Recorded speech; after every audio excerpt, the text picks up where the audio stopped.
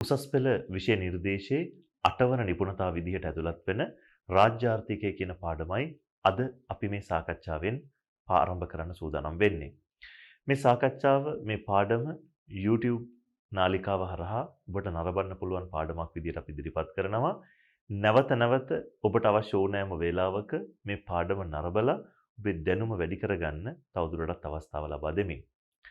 ඔබේ විෂය නිර්දේශය තුළ 8 වන නිපුණතාව ලෙස රාජ්‍ය ආර්ථිකයේ කොටසට ඇතුළත් වන සියලු කාරණා අපි පාඩම් කොටස් කීපයක් විදිහට මේ පාඩම් මාලාව ගෙන එන්න බලාපොරොත්තු වෙනවා.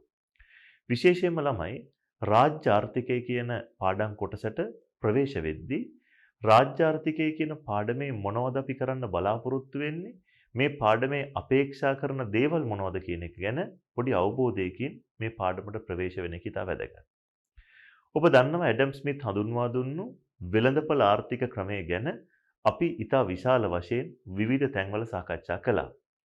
මේ වෙළඳපොළ ආර්ථික ක්‍රමය සම්බන්ධයෙන් ගොඩනැගුණු ප්‍රධානතම පක්ෂ තර්ක දෙකක් විදිහට සලකන්නේ නිදහස හා ආර්ථික කාර්යක්ෂමතාව. විශේෂයෙන්ම වෙළඳපොළ ආර්ථිකයක තරම් අන් කිසිදු ආර්ථිකයක නිදහස කියන එක මිනිසුන්ට භුක්ති විඳින්න අවස්ථාවක් නැහැ. ඒ වගේම නිෂ්පාදන කාර්යක්ෂමතාවත් සම්පත් බෙදා වෙන් කිරීමේ කාර්යක්ෂමතාවත් කියන කොන්දේසි දෙකම තෘප්තිමත් වන ආකාරයට අන් කිසිදු ආර්ථිකයක් තුළ කටයුතු කරන්නේ නැහැ කියන එක තමයි ආර්ථික විද්වතුන් මුල් කාලේ පෙන්වා දුන්නේ.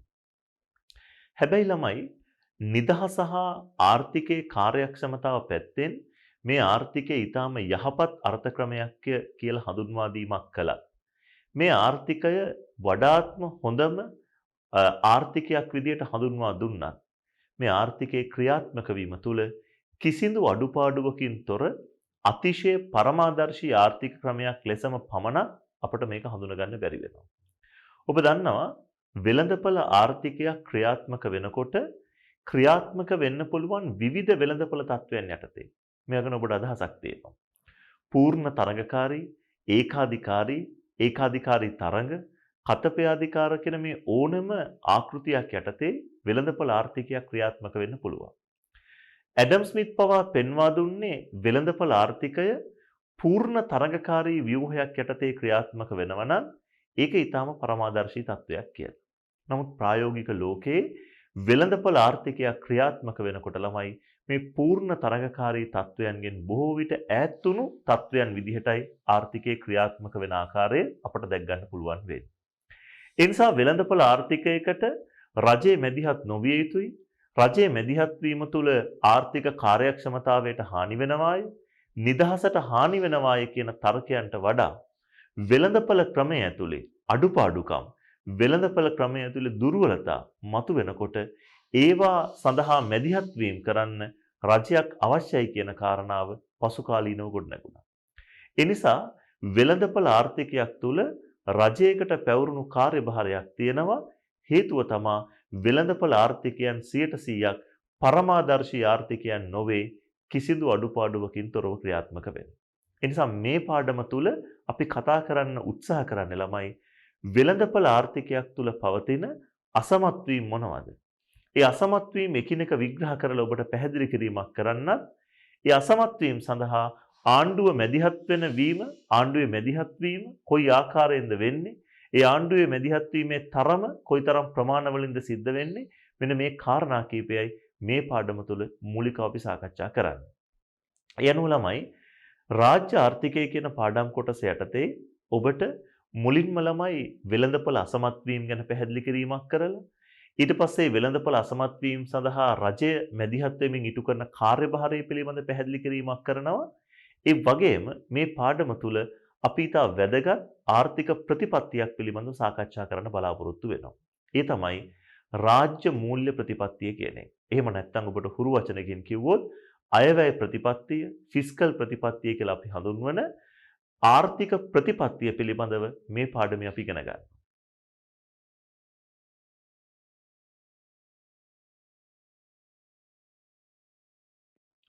රජයක් ආර්ථිකය තුළට මැදිහත් වෙලා විවිධ කරුණු සඳහා වියදම් කරනකොට ඇතිවෙන රාජ්‍ය වියදම ගැන, ඒ වියදම පියව ගන්න රජයේ බදු අය කරලා රජයේ ආදායම් හොයා ගන්න ආකාරය ගැන අපි මේ පාඩමේ සාකච්ඡා කරනවා.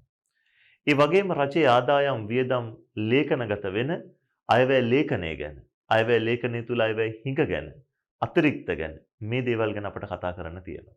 සහ රටක් අයවැය තුලනය කරගන්න අසමත් වුණොත්, රටේ ආදායමට වඩා වියදම් වැඩි වුණොත් රජයට ණය ගන්න වෙනවා. ඒ රාජ්‍ය ණය මොනතරම් ප්‍රමාණයක් තියෙනවද?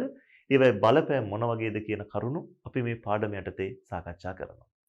මේ පාඩමේ පළමු කොටස තුල මට ඔබට මේ පාඩම තුල අපි ගමන් කරන කාරණා ගැන යම් අවබෝධයක් දිය යුතු නිසායි මේ කරුණු කීපය මතක් කළේ.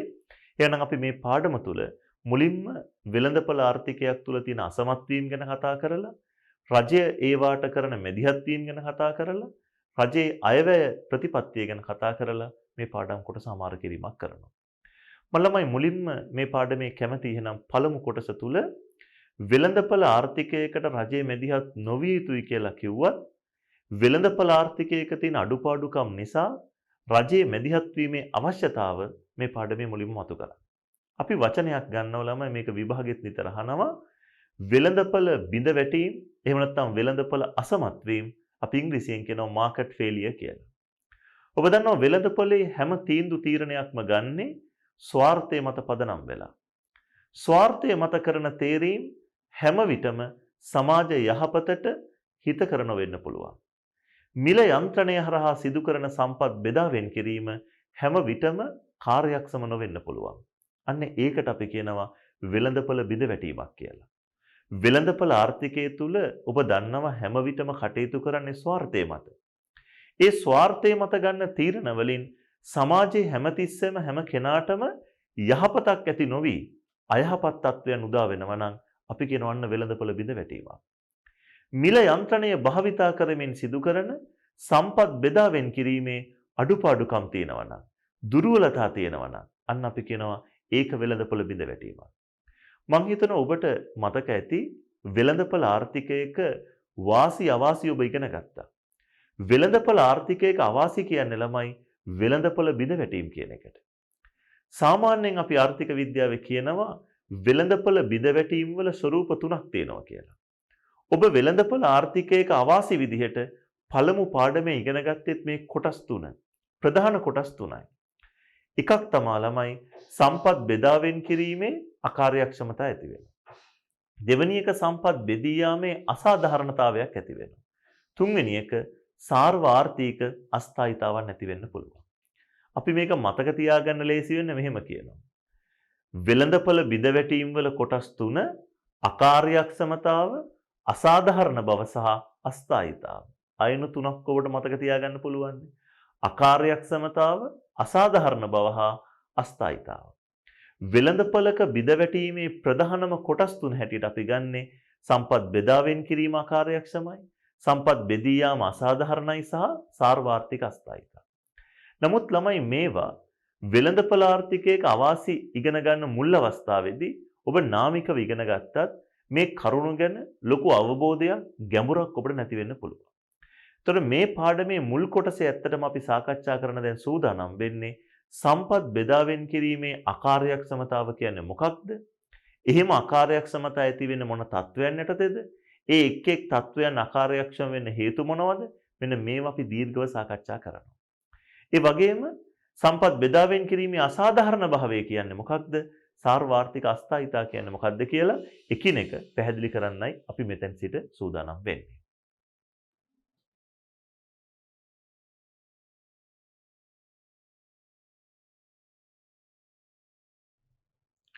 වෙළඳපොළ බිඳ වැටීම යටතේ පළමු කරුණයි අපි සාකච්ඡා කරන්න සූදානම් වෙන්නේ සම්පත් බෙදී යාමේ අකාර්යක්ෂමතාව. දැන් ළමයි වෙළඳපොළ ආර්ථිකය යෝජනා කරපු ඇඩම් ස්මිත් පවා කිව්වේ වෙළඳපොළ ආර්ථිකයක පූර්ණ ප්‍රතිලාභ ලබා ගන්න නම් ඒ වෙළඳපොළ ආර්ථිකය පූර්ණ තරඟකාරී තත්වයක් යටතේ සංවරණ හා තුලන නිසි ලෙස ක්‍රියාත්මක විය යුතුයි කියලා. පූර්ණ තරඟ වෙළඳපොළ තත්වයක් යටතේ නිෂ්පාදන කාර්යක්ෂමතාව, සම්පත් බෙදී යාමේ කාර්යක්ෂමතාව අත්පත් කරගන්න පුළුවන් කියන එක අපි හතරවන පාඩම් වලදී කතා කරලා ඔප්පු කිරීම පවා කළා. නමුත් ළමයි තියෙන ගැටලුව තමයි ප්‍රායෝගිකව ලෝකේ කවදාවත් පූර්ණ තරඟකාරී වෙළඳපොළ තුල අපි දකින පරමාදර්ශී ආකෘතීන් වල ස්වභාවයන් ක්‍රියාත්මක වෙන්නේ නැහැ. ප්‍රායෝගිකව ලෝකයේ කිසිම තැනක පූර්ණ තරඟ තත්වයේ නොවේ අපට දකින්න වෙන්නේ. පූර්ණ තරඟ වෙළඳපොළ තත්වයෙන් ඈත් වෙලා වෙළඳපොළ වල ක්‍රියාත්මක වෙනවා. මේ පූර්ණ තරඟ තත්වයේ තුල නම් සම්පත් බෙදාවෙන් කිරීමේ කාර්යක්ෂමතාව අපට දකින්න පුළුවන් වෙන්නේ. පූර්ණ තරගෙන් ඈත් වෙච්ච හැම තැනකම සම්පත් බෙදියාම මොකද වෙන්නේ? අකාර්යක්ෂමයි. ඒ නිසා ඔබ දන්න ඊටාම සරල සිද්ධාන්තයක් පදනම් කරගෙන මේ කතාව තේරුම් ගන්න.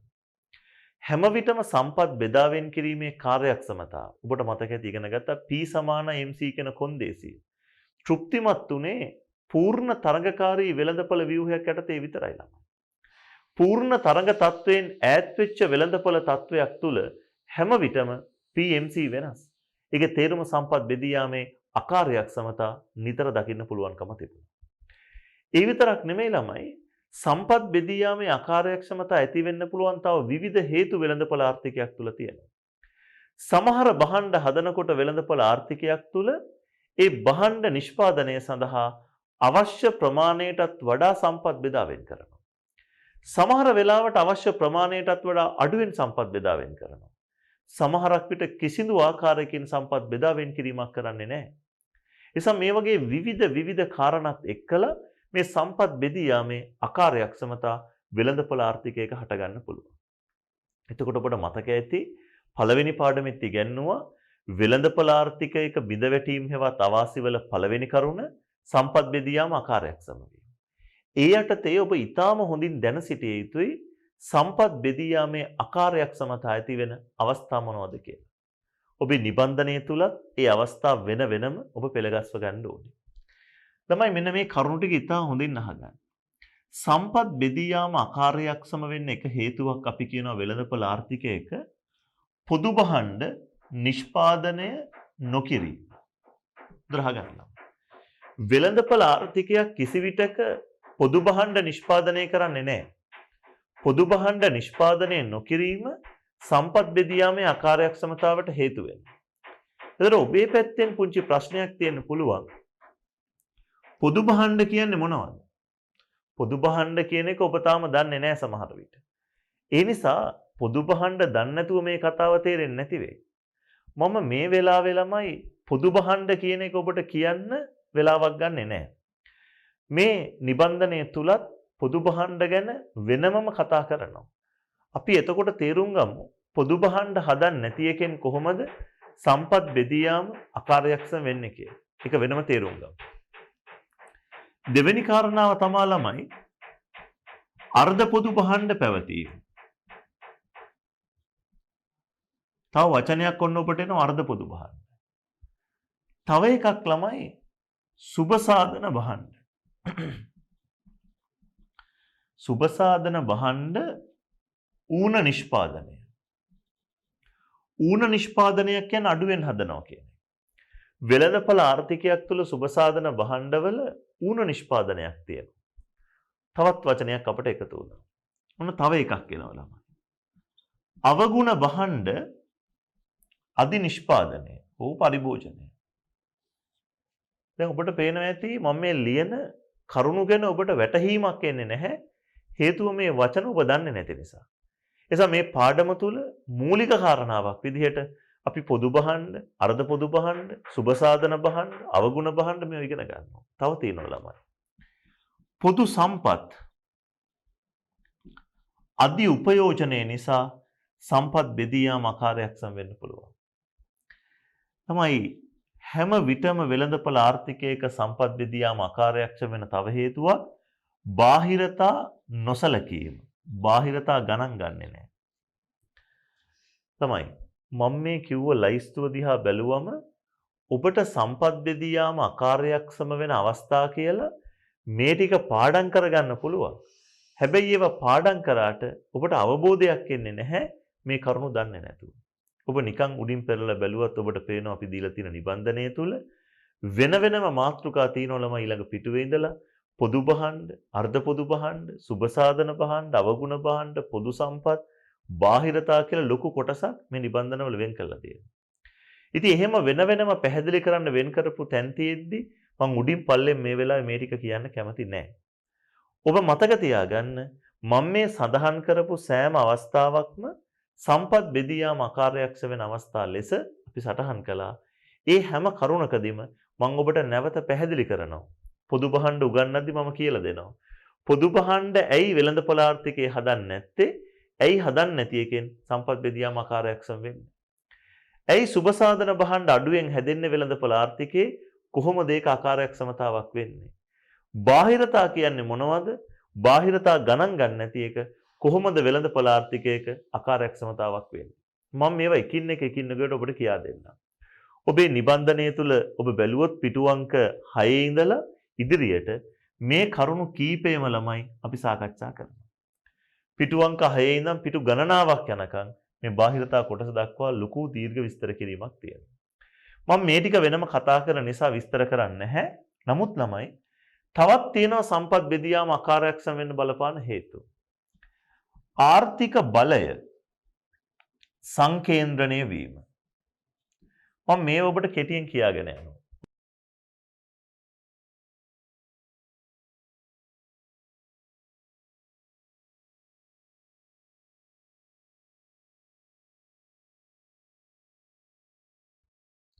පූර්ණ තරඟකාරී තත්වයෙන් පරිබාහිරව ඒකාධිකාරී තත්වයන්, කතිපයාධිකාරී තත්වයන් වෙළඳපොලේ ඇති වුණොත් අන්න ළමයි ආර්ථික බලය තමයි එන්නේ. පූර්ණ තරගය තුල ඔබ ඉගෙනගෙන තියෙනවා බලය නෙමෙයි තියෙන්නේ, තරගය තියෙන්නේ. නමුත් ආර්ථික බලය සංකේන්ද්‍රණය වෙනවා කියන්නේ පූර්ණ තරගෙන් ඈතට යනවා. පූර්ණ තරගය කියන අන්තයෙන් එහාට යන්න බලය එක්රැස් වෙනවා. එතකොට සම්පත් බෙදී යාම අකාර්යක්ෂමයි. ඒකාධිකාරී තත්වයන් ක්‍රියාත්මක වෙන වෙළඳපොළක හැමතිස්සෙම ළමයි ඒකාධිකරුගේ බලවත් වීම මත සම්පත් බෙදාවෙන් කිරීමේ අකාර්යක්ෂමතාව වුණ තරම් හට ගන්න පුළුවන්. තව කරුණක් තමයි ළමයි මතක තියාගන්න අපූර්ණ තොරතුරු. අපූර්ණ තොරතුරු නිසා බොහෝ වෙලාවට සම්පත් බෙදී යාම අකාර්යක්ෂම. අපූර්ණ තොරතුරු කියන්නේ ළමයි තොරතුරු හරියටම දන්නේ නැහැ. ඉතින් ඔබට ටක් ගාලා දැන් මතක් වෙන්න ඕනේ. පූර්ණ තරඟ වෙළඳපොළ තත්වයක් තුල සම්පත් බෙදී යාමේ අකාර්යක්ෂමතාව ඇති වෙන්නේ නැහැ. පූර්ණ තරඟ වෙළඳපොළක ලක්ෂණයක් තමයි තොරතුරු පූර්ණයි. මතකද? පූර්ණ දැනුම කියලා අපි කතා කළා. නමුත් පූර්ණ තරඟකාරී තත්ත්වෙන් පරිබාහිරව තොරතුරු අපූර්ණතා ළමයි දකින්න තියෙනවා. අපි තොරතුරු දන්නේ නැහැ. සමහරක් විට යම් කෙනෙක් යම් ව්‍යාපාරයකට සල්ලි ආයෝජනය කරන්නේ ඒ ව්‍යාපාර පැත්ත ගැන හරියටම තොරතුරු දන්නේ නැතුව. පාරිභෝගිකයෝ සමහර භාණ්ඩ ගන්නේ ඒ භාණ්ඩ ගැන හරියටම තොරතුරු දන්නේ නැතුව. තොරතුරු දන්නේ නැතුව අපූර්ණ තොරතුරු මත පදනම් වෙලා සිදු කරන ව්‍යාපාර, සිදු කරන භාණ්ඩ මිලදී ගැනීම වලින් හැමතිස්සම වෙන්නේ සම්පත් බෙදී යාමේ අකාර්යක්ෂමතාවය. ඒ නිසා ළමයි තොරතුරු නොදැනීම මත, අපූර්ණ තොරතුරු මත කටයුතු කිරීමෙන් සම්පත් බෙදී යාම අකාර්යක්ෂම වෙනවා. අපි නොදන්න දෙයක් ගැන, තොරතුරු දන්නේ නැති දෙයක් ගැන අපි නිකන් මුදල් යොදවලා ආයෝජනයක් කරන්න ගියොත් අපි ළමයි හැම විටම අසාර්ථකයි. ඒ සම්පත් බෙදී යාම අකාර්යක්ෂමයි. තව පැත්තක් තමා ළමයි සාධක අසංචලතාව. මේ සාධක අසංචලතාවය නිසා සම්පත් බෙදී යාමේ අකාර්යක්ෂමතාව ඇති වෙනවා. සාමාන්‍යයෙන් අපි කියනවා මේ සාධක අසංචලතාවයේ තියෙන ස්වරූප දෙකක්. එකක් භූගෝලීය අසංචලතාව සහ වෘත්තීය අසංචලතාව. දැන් ඔබ හිතන්න සමහරක් තැන්වලදී සමහර වෘත්තීන්ට ප්‍රවේශ වීම සීමා කරනවා. සමහර වෘත්තීන්ගේ සමාජිකත්වයේ සීමා කරනවා. එතකොට ළමයි අන්න සාධක අසංචලතාවක් තියෙනවා. බාධාවකින් තොර වෙන්න බෑ සීමා කිරීම කියනවා. භූගෝලීය අසංචලතාවයන් කියලා කියන්නේ සමහර විට ප්‍රදේශයක ඉඳලා අපි තව ප්‍රදේශයකට මාරු වෙන්න කැමති නැහැ. අපිට සමහරක් විට ඉහළ වැටුපක් හම්බුණා. අපි කියනවා අපේ පවුලේ හිතවතුන් ඉන්නේ මේ පැතිවල අපි ඒ නිසා දාලා යන්න කැමති නැහැ. ඒ නිසා සම්පත් බෙදී යාම අකාර්යක්ෂමයි. ඔබ හිතන්න පාසල් පද්ධතිය තුල අපි ගත්තොත් සමහර පාසල්වල ගුරුවරු ඇත්තේම නැහැ. සමහර පාසල්වල අතිරික්ත ගුරුවරු ඉන්නවා. දැන් සමහරක් වෙලාවට ඒ ගුරුවරුන් සමහර ප්‍රදේශවලට මාරු කරාම ඔවුන් නැවත කියනවා අපිට මේ පැත්තට යන්න බෑ. අපේ දරුවෝ අපේ පවුලේ ඉන්නේ මේ පැත්තේ. ඒ නිසා ඔවුන් නැවත මාරු හදා ගන්නවා. ඔවුන්ගේ පැත්තෙන් ඒක හරි.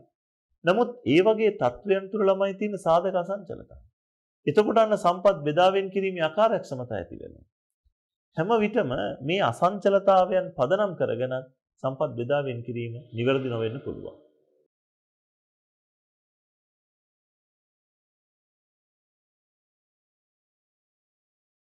ඒ වගේම ළමයි තව එක කරුණක් ඔබට මතක් කරන්න ඕනේ මේ විදිහට අපි සම්පත් බෙදී යාමේ අකාර්යක්ෂමතාවයන් පැහැදිලි කරනකොට ඇතැම් භාණ්ඩ සඳහා වෙළඳපොළවල් නොමැති වීම නිසා සම්පත් බෙදී යාම අකාර්යක්ෂම වෙනවා. අපි ඉංග්‍රීසියෙන් කියනවා මිසින් මාකට්ස් කියලා. හැම විටම ළමයි වෙළඳපොළක් තිබුණොත් තමයි දෙයක් සාර්ථකව කාර්යක්ෂමව කරන්න පුළුවන්. දැන් ඔබ හිතන්න පරිසර හානියක් වෙනවා. මේ පරිසර හානිය කරන පාර්ශවයෙන් වන්දි ගන්න පුළුවන් විදිහේ වෙළඳපොළක් බිහි වෙන්නේ නැති වුණොත් ඔවුන් හැමදාම හානි කරනවා. පීඩිත පන්තියට හැමදාම මේ පීඩාව දරා ගන්න වෙනවා. එතකොට සම්පත් බෙදී යාම අකාර්යක්ෂමයි එතන. හේතුව වෙළඳපොළක් නැතිකම නිසා තමයි තත්ත්වය තියෙන්නේ. ඒ නිසා ළමයි වෙළඳපොළ ආර්ථිකයක් තුල මම මේ කිව්ව සියලු කාරණා හේතු කොටගෙන සම්පත් බෙදී යාමේ අකාර්යක්ෂමතාව ඇති වෙනවා. ඔබට පුළුවන් ඔබේ නිබන්ධනේ සම්පත් බෙදී යාම අකාර්යක්ෂම වීම කියන කොටස යටතේ සම්පත් බෙදී යාම අකාර්යක්ෂම වෙන්න බලපාන මේ හේතු ලයිස්තුව ලියා ගන්න. විභාගය ඔබෙන් අහනවා වෙළඳපොළ ආර්ථිකයක සම්පත් බෙදී යාමේ අකාර්යක්ෂම වන අවස්ථා කවරේද? මේ ලිස්ට් එක ඔබට ලියන්න පුළුවන්. හැබැයි ඔබට තාම තියෙන්නේ පූර්ණ දැනුමක් නෙමෙයි ළමයි. ඔබ නොදන්න වචන මෙතන 6ක් මම ලිව්වා. මේ හැම වචනයක් ගානෙම ඔබට පැහැදිලි කිරීම කරන්න ඒ හැම කරුණක්ම සම්පත් බෙදී යාම අකාර්යක්ෂම වෙන්න බලපාන්නේ කොහොමද කියලා පැහැදිලි කරන්නත් අපි මේ පාඩමේ ඊළඟ කොටස් වලදී බලාපොරොත්තු වෙනවා. මම මේ පැහැදිලි කිරීම වලට යන්න කලින් තව වෙළඳපොළ බිඳවැටීම් දෙකක් ගැන අපි කිව්වා. ඒ කරුණු දෙකත් ඔබත් එක්ක කතා කරලා මේ කරුණු කීපය සාකච්ඡා කරන්නයි බලාපොරොත්තු වෙන්නේ. මොකක්ද අනිත් කරුණු දෙක? වෙළඳපොළක බිඳවැටීම් වල ස්වરૂප තුනයි. සම්පත් බෙදී යාම අකාර්යක්ෂමයි, සම්පත් බෙදී යාම අසාධාරණයි සහ අනිත් එක අපි කියනවා සාර්වාර්ථික අස්ථායීතා කියලා. මතර පළවෙනි කරුණ කතා කළා. අපි ඊළඟට කතා කරමු සම්පත් බෙදී යාම අසාධාරණ වීම කියන්නේ මොකක්ද? සාර්වාර්ථික අස්ථායීතාව කියන්නේ මොකක්ද කියලා.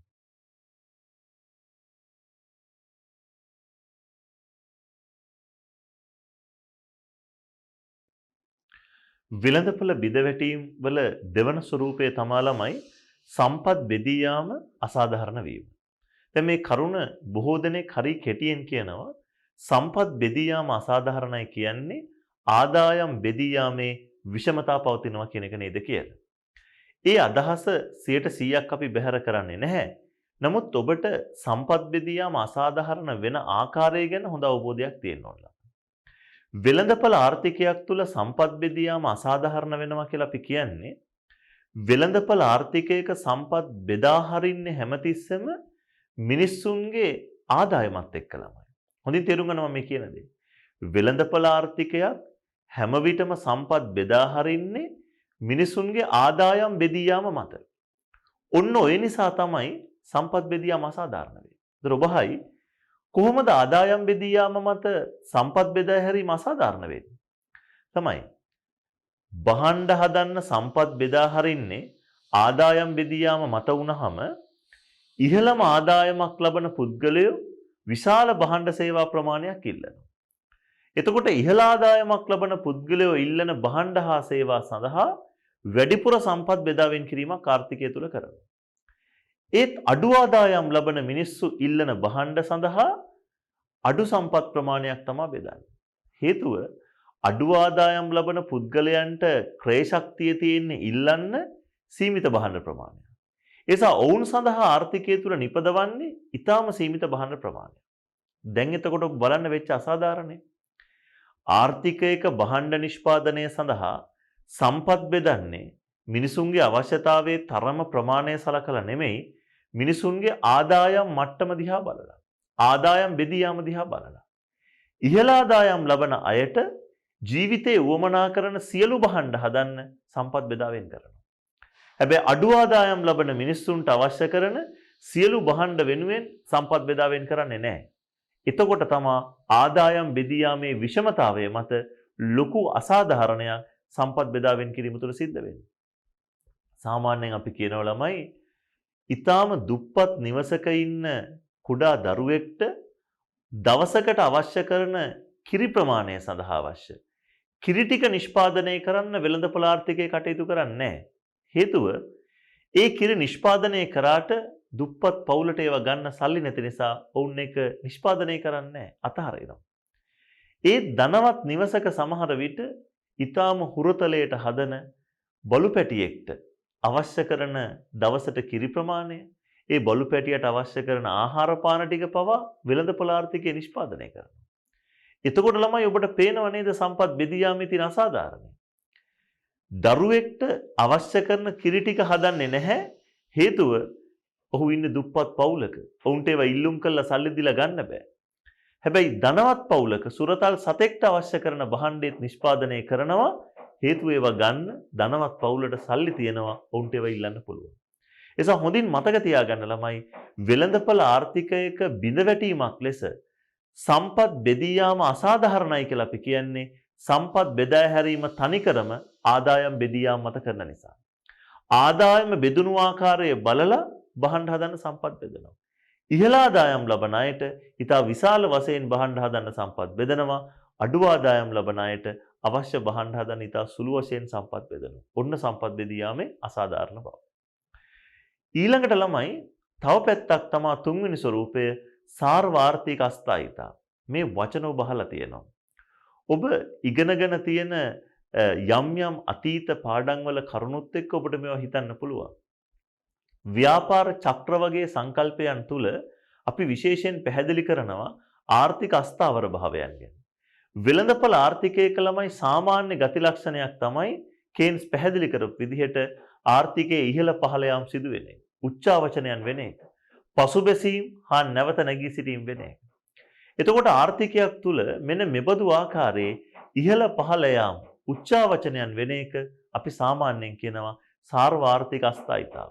ඒක ආර්ථික බිඳවැටීමක් විදිහට ආර්ථිකයක බිඳවැටීමක් විදිහට වෙළඳපොලේ සලකනවා.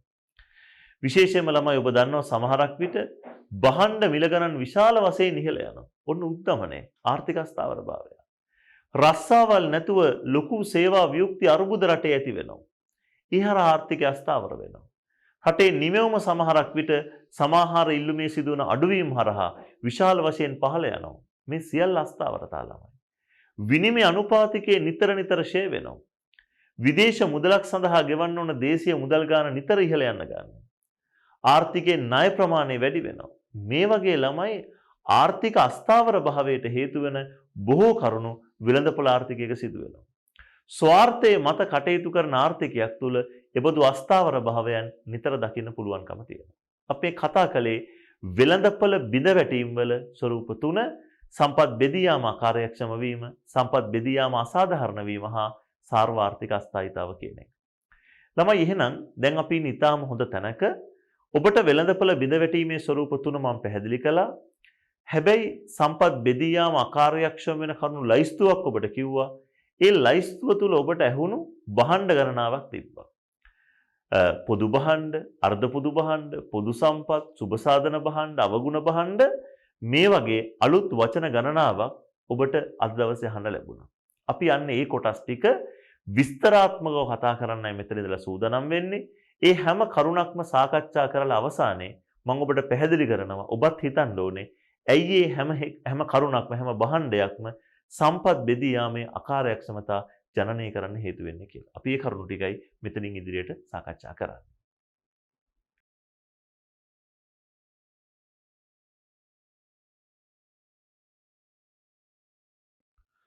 පොදු භාණ්ඩ කියන කොටසයි අපි මුලින්ම කතා කරන්න සූදානම් වෙන්නේ. ඔබේ විභාගෙට මේ භාණ්ඩ ගැන හැමදාම ප්‍රශ්න එනවා ළමයි. ඒ නිසා ඊටාම සැලකිල්ලෙන් මෙතන ඉඳලා මේ භාණ්ඩ ටික ගැන ඉගෙන ගන්න දේ හොඳට ඔලුවට ගන්න. MCQ ප්‍රශ්න පත්‍රයේ ලියන ප්‍රශ්න පත්‍රයේ මේ භාණ්ඩ කොටස් වලින් සැලකිය යුතු ලෙස ප්‍රශ්න අවිල්ලා තියෙනවා. ඔබට දීලා තියෙන නිබන්ධනේ ඒ MCQ ප්‍රශ්න ලියන ප්‍රශ්න ඔක්කොම ටික මම දාලා තියෙනවා.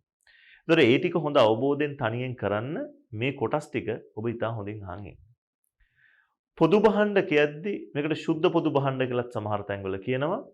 1954 විතර පෝල් සැමුවෙල්සන් කියන ආර්ථික විද්‍යාඥයා සාමූහික පරිභෝජන භාණ්ඩ කියලා ව්‍යවහාර කළේ මේ ශුද්ධ පොදු භාණ්ඩ කියන එකම තමයි. public goods.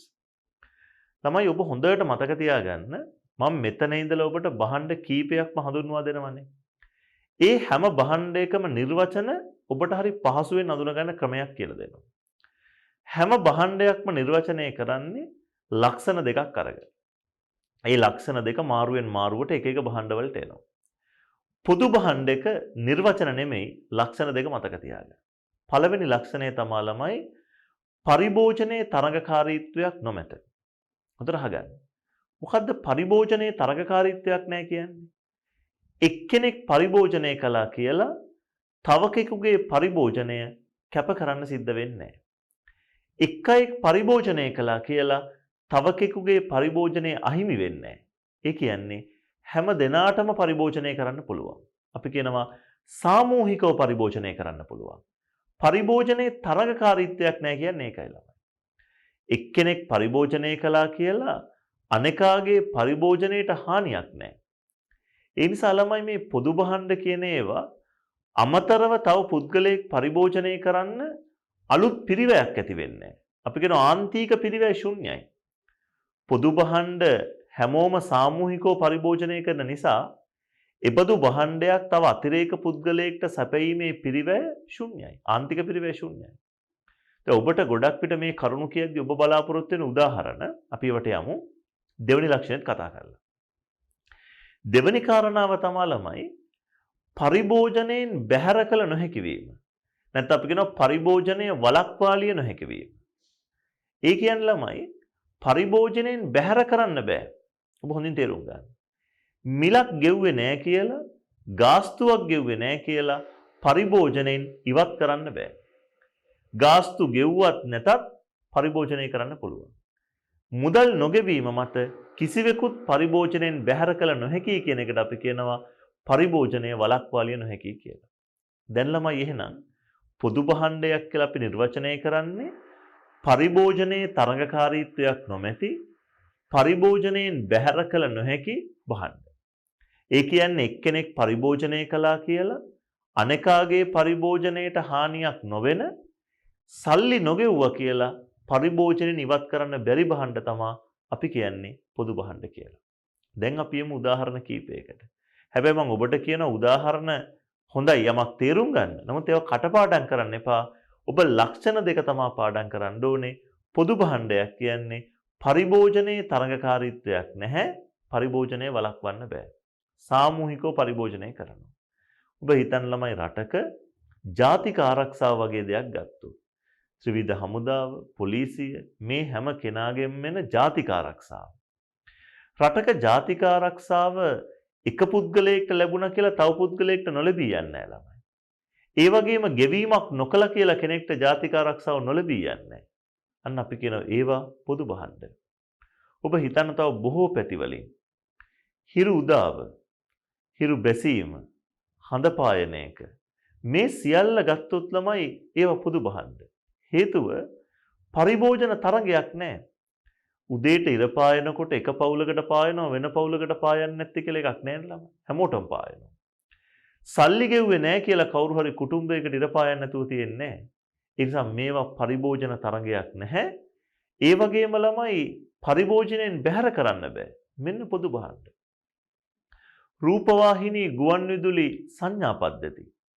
දැන් ළමයි ඔබ ඔබේ නිවසේ රූපවාහිනිය බලනකොට ඒ channel එක මේ නාලිකාවම එහා ගෙදර අයත් බලනවා. මුළු ලංකාවම සමහරක් විට බලනවා. එතකොට එක් අයෙක්ගේ පරිභෝජනයෙන් තවත් අයෙක්ගේ පරිභෝජනයට හානියක් වෙලා නැහැ. සල්ලි ගෙව්වේ නැහැ කියලා රූපවාහිනී නාලිකාව නොපෙනී යන සිද්ධියක් නැහැ ළමයි. හරිද ඔබට කියන දේ? අන්න පොදු භාණ්ඩ. ඔබ කියයි සමහරක් විට නෑ අපට POTV, Dialog TV බිල් නොගෙවුවොත් පේන්නේ නැහනේ කියලා. ඒ වෙනම දෙයක් ළමයි. අපි මෙතන කතා කරන්නේ රූපවාහිනී ගුවන්විදුලි සංඥා තරංග ගැන. ඒවයි කිසි ප්‍රශ්නයක් නැහැ පොදු භාණ්ඩ.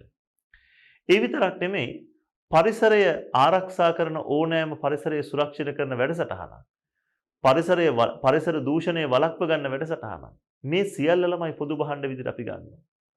ඔබ බලන්න තව වෙනස් විදිහේ පොදු භාණ්ඩ කීපයකට අපි ගියොත් ප්‍රදීපාගාරයක්. ඔබ හලති ලයිට් හවුස් එකක්. ලයිට් හවුස් එකේ නැව් වලට එළිය සපයනවා. දිශාව පෙන්වනවා. එතකොට පරිභෝජන තරගයක් නැහැ. එක නැවකට එළිය දුන්නා කියලා තව කෙනෙක්ට දෙන්න බැරි කමක් නැහැ. ගාස්තු නොගෙව්වා කියලා හැම විටම බැහැර කිරීමක් නැහැ ළමයි. ඔරලෝසු කණුවක්. පරිභෝජන තරගයක් නැහැ. නගර මැදේ තියෙන ඔරලෝසු කණුවකින් ඔබ වෙලාව බලනවා. තව මිනිස්සු ගොඩාක් වෙලාව බලනවා. සාමූහික පරිභෝජනයක්. ඔරලෝසු කණුවෙන් වෙලාව බලන්න තව අලුතෙන් කෙනෙක් ආවා කියලා අමතර පිරිවැයක් නෑ ළමයි. ආන්තික පිරිවැය ශුන්‍යයි. ආන්තික පිරිවැය කියන වචන ඔබ දන්නවනේ. අමතර කෙනෙක්ට පොදු භාණ්ඩ සපයන්න පිරිවැයක් දරන්න ඕනේ නෑ. හේතුව සාමූහිකව පරිභෝජනය කරන නිසා. ඒ වගේම මිලක් නොගෙවුව කියලා කාවත් බැහැර කරන්න බෑ.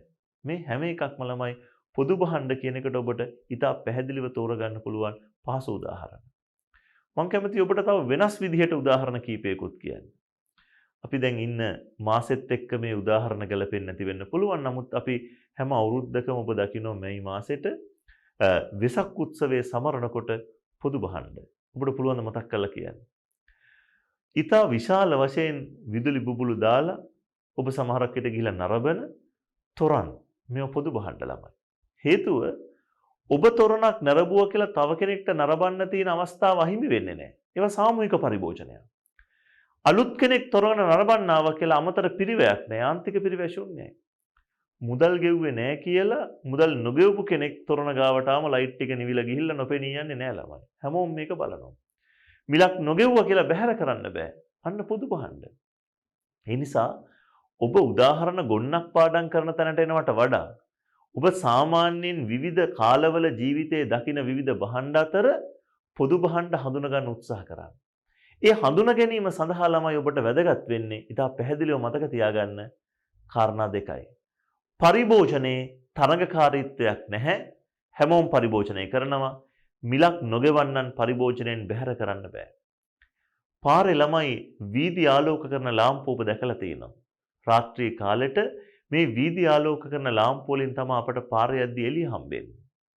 හැබැයි එක්කෙනෙක්ට මේ වීදි ආලෝක කරන ලාම්පු වලින් එළිය ආවා කියලා තව කෙනෙක්ට ඒක අහිමි වෙන්නේ නැහැ ළමයි. අන්න සාමූහික පරිභෝජනය. මුදල් නොගෙවුවා කියලා මේ වීදි ආලෝක කරන ලාම්පු අපට දැල් වෙන්නේ නැතුව තියෙන්නේ නැහැ. ඒ නිසා පොදු භාණ්ඩයක් හඳුනා ගන්න ඔබට තියෙන ලේසිම ක්‍රමය තමයි ලක්ෂණ දෙක හොඳට හිතලා ගන්න. මෙතනින් පස්සේ ඔබ විවිධ උදාහරණ කිය මගෙන් මේවා පොදු භාණ්ඩද කියලා අහන්න එපා. සමහර ළමයි සමහර විදිහට මේ වචන තේරුම් ගන්න වැරදියට. දැන් පොදු භාණ්ඩ කිව්වම සමහර වෙයි වචනෙන් ගන්න. මම නිතර කියන ආර්ථික විද්‍යාව වචනාර්ථ වලින් නෙමෙයි විෂයාර්ථයෙන් ගන්න. සමහර කෙනා පොදු භාණ්ඩයක් වම් පොදු බස් නැවතුම හරියද? පොදු වැසිකිළිය හරියද? එහෙම ළමයි පොදු කියන වචනය ආව කියලා පොදු භාණ්ඩයක් වෙනව නෙමෙයි. හැමතිස්සෙම පොදු භාණ්ඩයක් වෙන්නේ ලක්ෂණ දෙකෙන්. එකක් පරිභෝජනයේ තරඟකාරීත්වයක් නොමැති වෙන්න ඕනේ. අනෙත් එක පරිභෝජනයෙන් බැහැර කළ නොහැකි වෙන්න ඕනේ. ඔය කාරණා දෙක තෘප්තිමත් වෙන කවර හෝ භාණ්ඩයක් අපි කියනවා පොදු භාණ්ඩයක් කියලා. ඔන්න ළමයි දැන් අපිට තියෙන ඊළඟට විසඳ ගන්න තව ප්‍රශ්නයක්. අපි කිව්වා වෙළඳපොළ ආර්ථිකයක සම්පත් බෙදී යාම අකාර්යක්ෂම වෙන්න හේතුවක් තමයි පොදු භාණ්ඩ සපයන්නේ නැති එක. තමයි. උදට මතක තියාගන්න මේ වචනේ අපි කියනවා පොදු භාණ්ඩ සම්බන්ධයෙන් තියෙනවා ගැටලුවක් නොමිල පරිභෝජන ගැටලුව කියලා. ෆ්‍රී රයිඩර් ප්‍රොබ්ලම් කියලා. මේ ගැන විභාග එක වතාවක් ඇහුවා. මොකද්ද මේ නොමිල පරිභෝජන ගැටලුව? දැන් ළමයි ඔබ හිතන්න පොදු භාණ්ඩයක් කියන එක හැමෝම පරිභෝජනය කරනවා. මිලක් නොගෙව පරිභෝජනය කරන්නත් පුළුවන්. ඉතින් එතකොට වෙන්නේ අපි හිතමු මිනිස්සුගෙන් අහනවා නිෂ්පාදකයෙක් ඔබ කැමති නම් මුදල් ගෙවන්න. නැත්තම් නොගෙව ඉන්න. ළමයි දැන් පොදු භාණ්ඩ සල්ලි ගෙව්වේ නැහැ කියලා බැහැර කරන්න බෑනේ. ඒතර අපෙන් ඇහුවොත් යම් කිසි දෙයකට මිලක් ගෙවන්නවද කැමති නම් ගෙවන්න නැත්තම් නොගෙව ඉන්න කියලා. ස්වාර්ථය මත තීරණ ගන්න හැම කෙනාම කරන්නේ මුදල් නොගෙව ඉන්නයි. එසම මේ පොදු භාණ්ඩවල තියෙන ප්‍රශ්නේ තමයි නොමිල පරිභෝජන ගැටලුව. මිලක් නොගෙවා පරිභෝජනය කරන්න පුළුවන්. මිලක් නොගෙවා පරිභෝජනය කරන කිසිවෙකුත් පරිභෝජනයෙන් බැහැර කළා දාන්න බෑ. ඔක තමයි නොමිල පරිභෝජන ගැටලුව කියන්නේ. පොදු භාණ්ඩයක් විදිහට අපි ගත්තනේ ඉස්සලා තොරණක්. ඒතකොට තොරණක් බලලා ඕනනම් කෙනෙක්ට එතනට යම් මුදලක් දීලා ආධාරයක් පරිත්‍යාගයක් දීලා එන්නත් පුළුවන්. එහෙම නැත්නම් තොරණ බලලා ආපහු හැරිලා එන්නත් පුළුවන් ළමයි. ඒතකොට ඔබට පේනවා මිලක් ගෙවන්නත් පුළුවන් නොගෙවන්නත් පුළුවන්. නොගෙවුවා කියලා බැහැර කරන්නත් බෑ. ඒ නිසා ළමයි පොදු භාණ්ඩ සම්බන්ධයෙන් තියෙන ප්‍රධානම ගැටලුව තමයි නොමිල පරිභෝජන ගැටලුව. මිලක් නොගෙවා පරිභෝජනය කළ හැකියවීමත් මිලක් නොගෙවන්නන් පරිභෝජනයෙන් බැහැර කළ නොහැකිවීමත් නිසා තමයි නොමිල පරිභෝජන ගැටලුවක් තියෙනවා කියලා කියන්නේ. දැන් ළමයි එතකොට වෙළඳපොළ ආර්ථිකයක් හැමතිස්සෙම ලාභ බලාපොරොත්තු වෙන්න වැඩ කරන්නේ. ඉතින් ලාභ අපේක්ෂාවෙන් වැඩ කරන වෙළඳපොළ ආර්ථිකයකට නොමිල පරිභෝජන භාණ්ඩ හදලා කිසිම තේරුමක් නැහැ ළමයි. වීදි ආලෝකකරණය කළා කියලා ප්‍රදීපාගාර ඔරලෝසු කණු හැදුවා කියලා මේ කිසි දෙයකින් ළමයි ලාභ ලබන්න බෑ. හේතුව ඒවා හැම කෙනාම පරිභෝජනය කරනවා කිසි කෙනෙක් සල්ලි ගෙවන්නේ නැහැ. එහෙනම් ඔබ දැන් තේරුම් ගන්න ලාභය ස්වార్థය මත කටයුතු කරන වෙළඳපොළ ආර්ථිකයක් කිසිදු මිලක් අය කරගත නොහැකි භාණ්ඩයක් නිෂ්පාදනය වෙනුවෙන් කිසිදු ආකාරයක සම්පත් බෙදා හැරීමක් කරන්නේ නැහැ.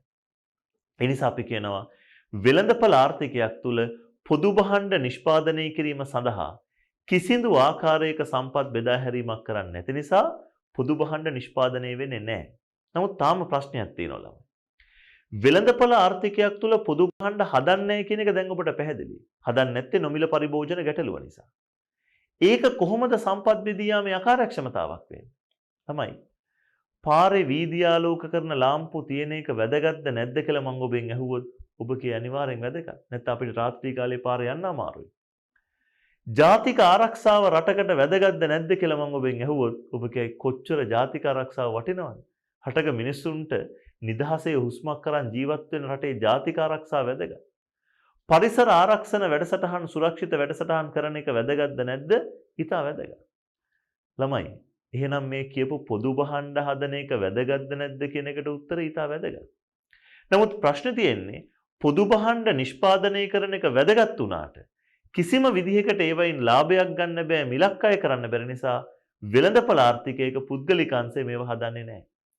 ඒ නිසා මේවා වැදගත් භාණ්ඩ වුණත් මේ වෙනුවෙන් කිසිදු ආකාරයකින් සම්පත් බෙදා හැරීමක් සිදු නොකරන නිසා අන්න අපි කියනවා සම්පත් බෙදියාම අකාර්යක්ෂමයි. පොදු භාණ්ඩ කියන ඒවා සමාජයට වැදගත් ළමයි. සමාජයට වැදගත් වුණත් ඒ භාණ්ඩ හදන්න කිසිදු ආකාරයකින් සම්පත් බෙදා හරින්නේ නැති නිසා අපි කියනවා සම්පත් බෙදා හැරිය යුතු වුණත් ඒ වෙනුවෙන් සම්පත් යොමු නොකරන නිසා අන්න සම්පත් බෙදියාමේ අකාර්යක්ෂමතාවක් තියෙනවා. පොදු භාණ්ඩ සම්බන්ධයෙන් තියෙන මූලිකම දේ තමයි ළමයි ඔන්නේ කරුණු ටික. මම එක වතාවක් නැවත ඔබත් එක්ක මේ ටික මතක් කරනවා. පොදු භාණ්ඩයක් කොහොමද අපි හඳුන්වන්නේ? පරිභෝජනයේ තරඟකාරීත්වයක් නොමැති පරිභෝජනයේ වළක්වාලිය නොහැකි භාණ්ඩයක් කියලා. පොදු භාණ්ඩ හැමෝම එකට පාවිච්චි කරනවා. කෙනෙක්ට අමතරව සපයන්න පිරිවැයක් යන්නේ නැහැ. පොදු භාණ්ඩ සම්බන්ධයෙන් තියෙන ප්‍රධානම ගැටලුව තමයි නොමිල පරිභෝජන ගැටලුව. සල්ලි ගෙවන්න නැතුව භාවිතා කරන්න පුළුවන්. ඒ නිසා වෙළඳපොළ විසින් මේවා සපයන්නේ නැහැ. නමුත් මේ භාණ්ඩ වැදගත් නිසා මේ භාණ්ඩ වලට සම්පත් බෙදා වෙන්න නොකිරීම අකාර්යක්ෂමතාවක්. එහෙනම් ළමයි තව පුංචි ප්‍රශ්නයක් ඉදිරි. කවුද ආර්ථිකයේ පොදු භාණ්ඩ හදන්නේ? ජාතික ආරක්ෂාව, වීදි ආලෝකකරණය, ප්‍රදීපාගාර, ඔරලෝසු කණු, පරිසර සංරක්ෂණ වැඩසටහන්. මේ විදිහට මේ පොදු භාණ්ඩ හදලා දෙන්නේ ඉන්නේ කවුද? රජය. රජයට පොදු භාණ්ඩ හදන්න වෙන්නේ පුද්ගලික අංශයේ මේවට සම්පත් යොදන්න නැති නිසා. පොදු භාණ්ඩ පිළිබඳ අපේ කතා බහට තව පුංචි කරුණක් එකතු කරනවා ළමයි. පොදු භාණ්ඩවල තියෙනවා ප්‍රධාන වශයෙන් ස්වරූප තුනක්. ප්‍රාදේශීය පොදු භාණ්ඩ, ජාතික පොදු භාණ්ඩ සහ ගෝලීය පොදු භාණ්ඩ කියලා. හොඳට අහගන්න මේ කරුණු ටික ළමයි. ඔබ හිතන්න ප්‍රාදේශීය, ජාතික සහ ගෝලීය කියලා බෙදීම ඇතුළෙම ඔබට දැනෙන්නේ පොදු භාණ්ඩයේ ප්‍රතිලාභ ලබන පිරිස කවුද කියන අදහස එක්කයි මේ බෙදීම කරන්නේ. ඔබ හිතන්න කිසියම් පොදු භාණ්ඩයක ප්‍රතිලාභය එන්නේ යම් ප්‍රදේශයක ජීවත් වන ජනතාවට විතර නම් අන්න අපි ඒවට කියනවා ප්‍රාදේශීය පොදු භාණ්ඩයක්. අපි උදාහරණ ගමු. සමහර පොදු භාණ්ඩවල ප්‍රතිලාභ ලැබෙන්නේ ඒ ප්‍රදේශයේ ඉන්න අයට විතරයි. තමයි වීදි ආලෝකකරණය ගත්තොත් ඒ ප්‍රදේශයට.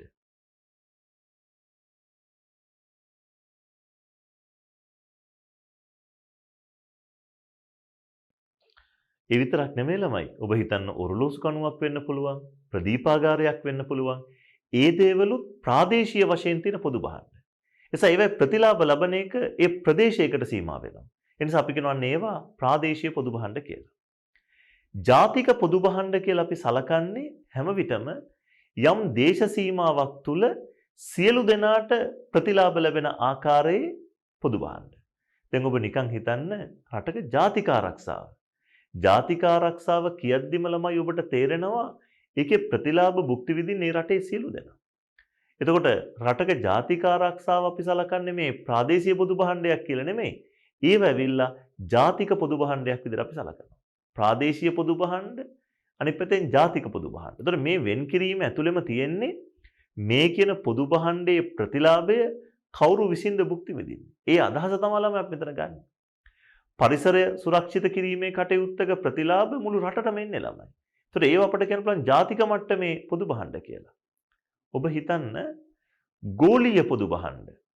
ළමයි පොදු භාණ්ඩයක් කියන එකේ අදහසේ තවත් ඉස්තරම්ම තැනකට අපි එන්නේ ගෝලීය පොදු භාණ්ඩ.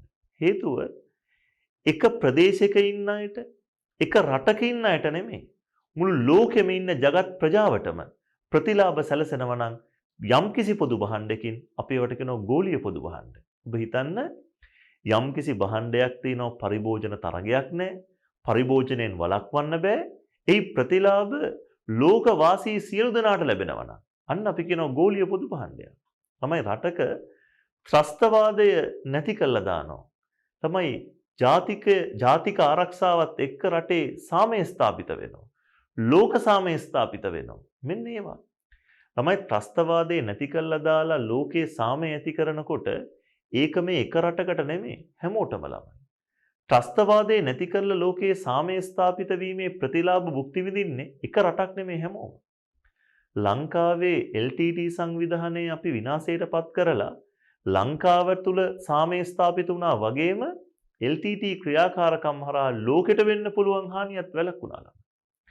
ඇමරිකාව උසාමා බින් ලාඩන් සම්පූර්ණයෙන් විනාශ කළා ඒ ත්‍රස්තවාදය නවත්තද්දී ලෝකේ අනෙක් රටවලටත් ඒකේ ප්‍රතිලාභ තිබ්බා.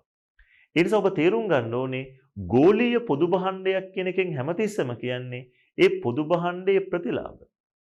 එක රටකට නෙමෙයි ලෝක සාමය හැම තැනටම යනවා.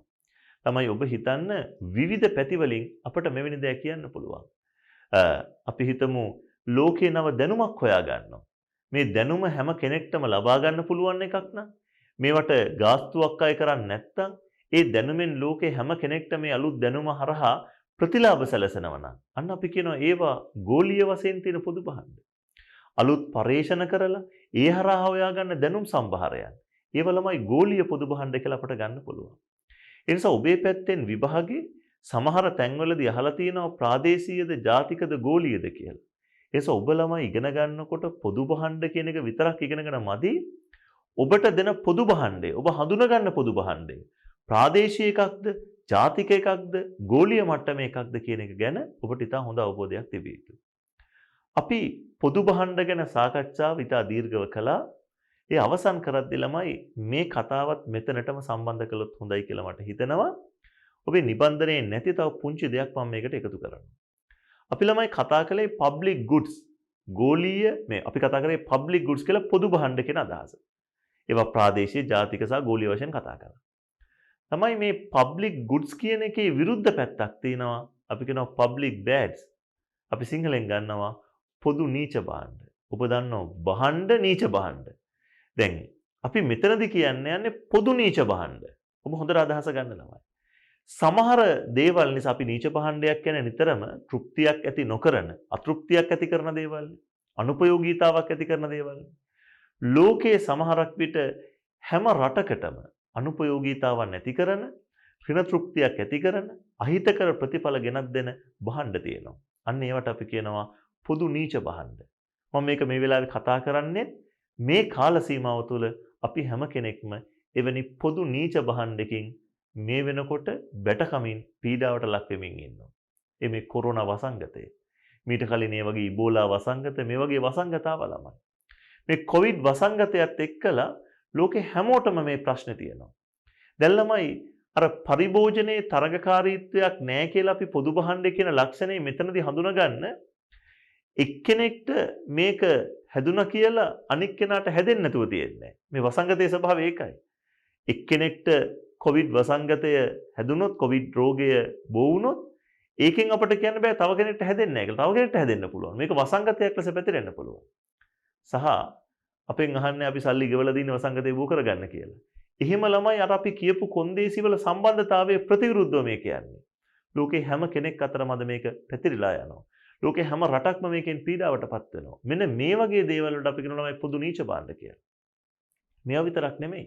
ලෝකයේ ත්‍රස්තවාදයේ ප්‍රචලිත වෙන්න ගත්තොත් අන්න අපි කියන පොදු නීච භාණ්ඩ. හේතුව ඒවයින් ලෝකේ එක රටක් නෙමෙයි වැටගන්නේ හැමෝටම. සමහර විට එක රටක ඇතිවන ත්‍රස්තවාදී ක්‍රියාකාරකම් වල ප්‍රතිවිපාක විදිහට ඒ ත්‍රස්තවාදී සංවිධාන ලෝකයේ පුරා සමහරක් විට තනින් තන අනසක පතුරවගෙන යනවා. ඔබ දන්නෝ නවසීලන්තයේ වගේ ඊටාම සාමකාමීව තිබ්බ රටක පවා ත්‍රස්තවාදී ක්‍රියා සිද්ධ වුණා. පිපිරීම් සිද්ධ වුණා.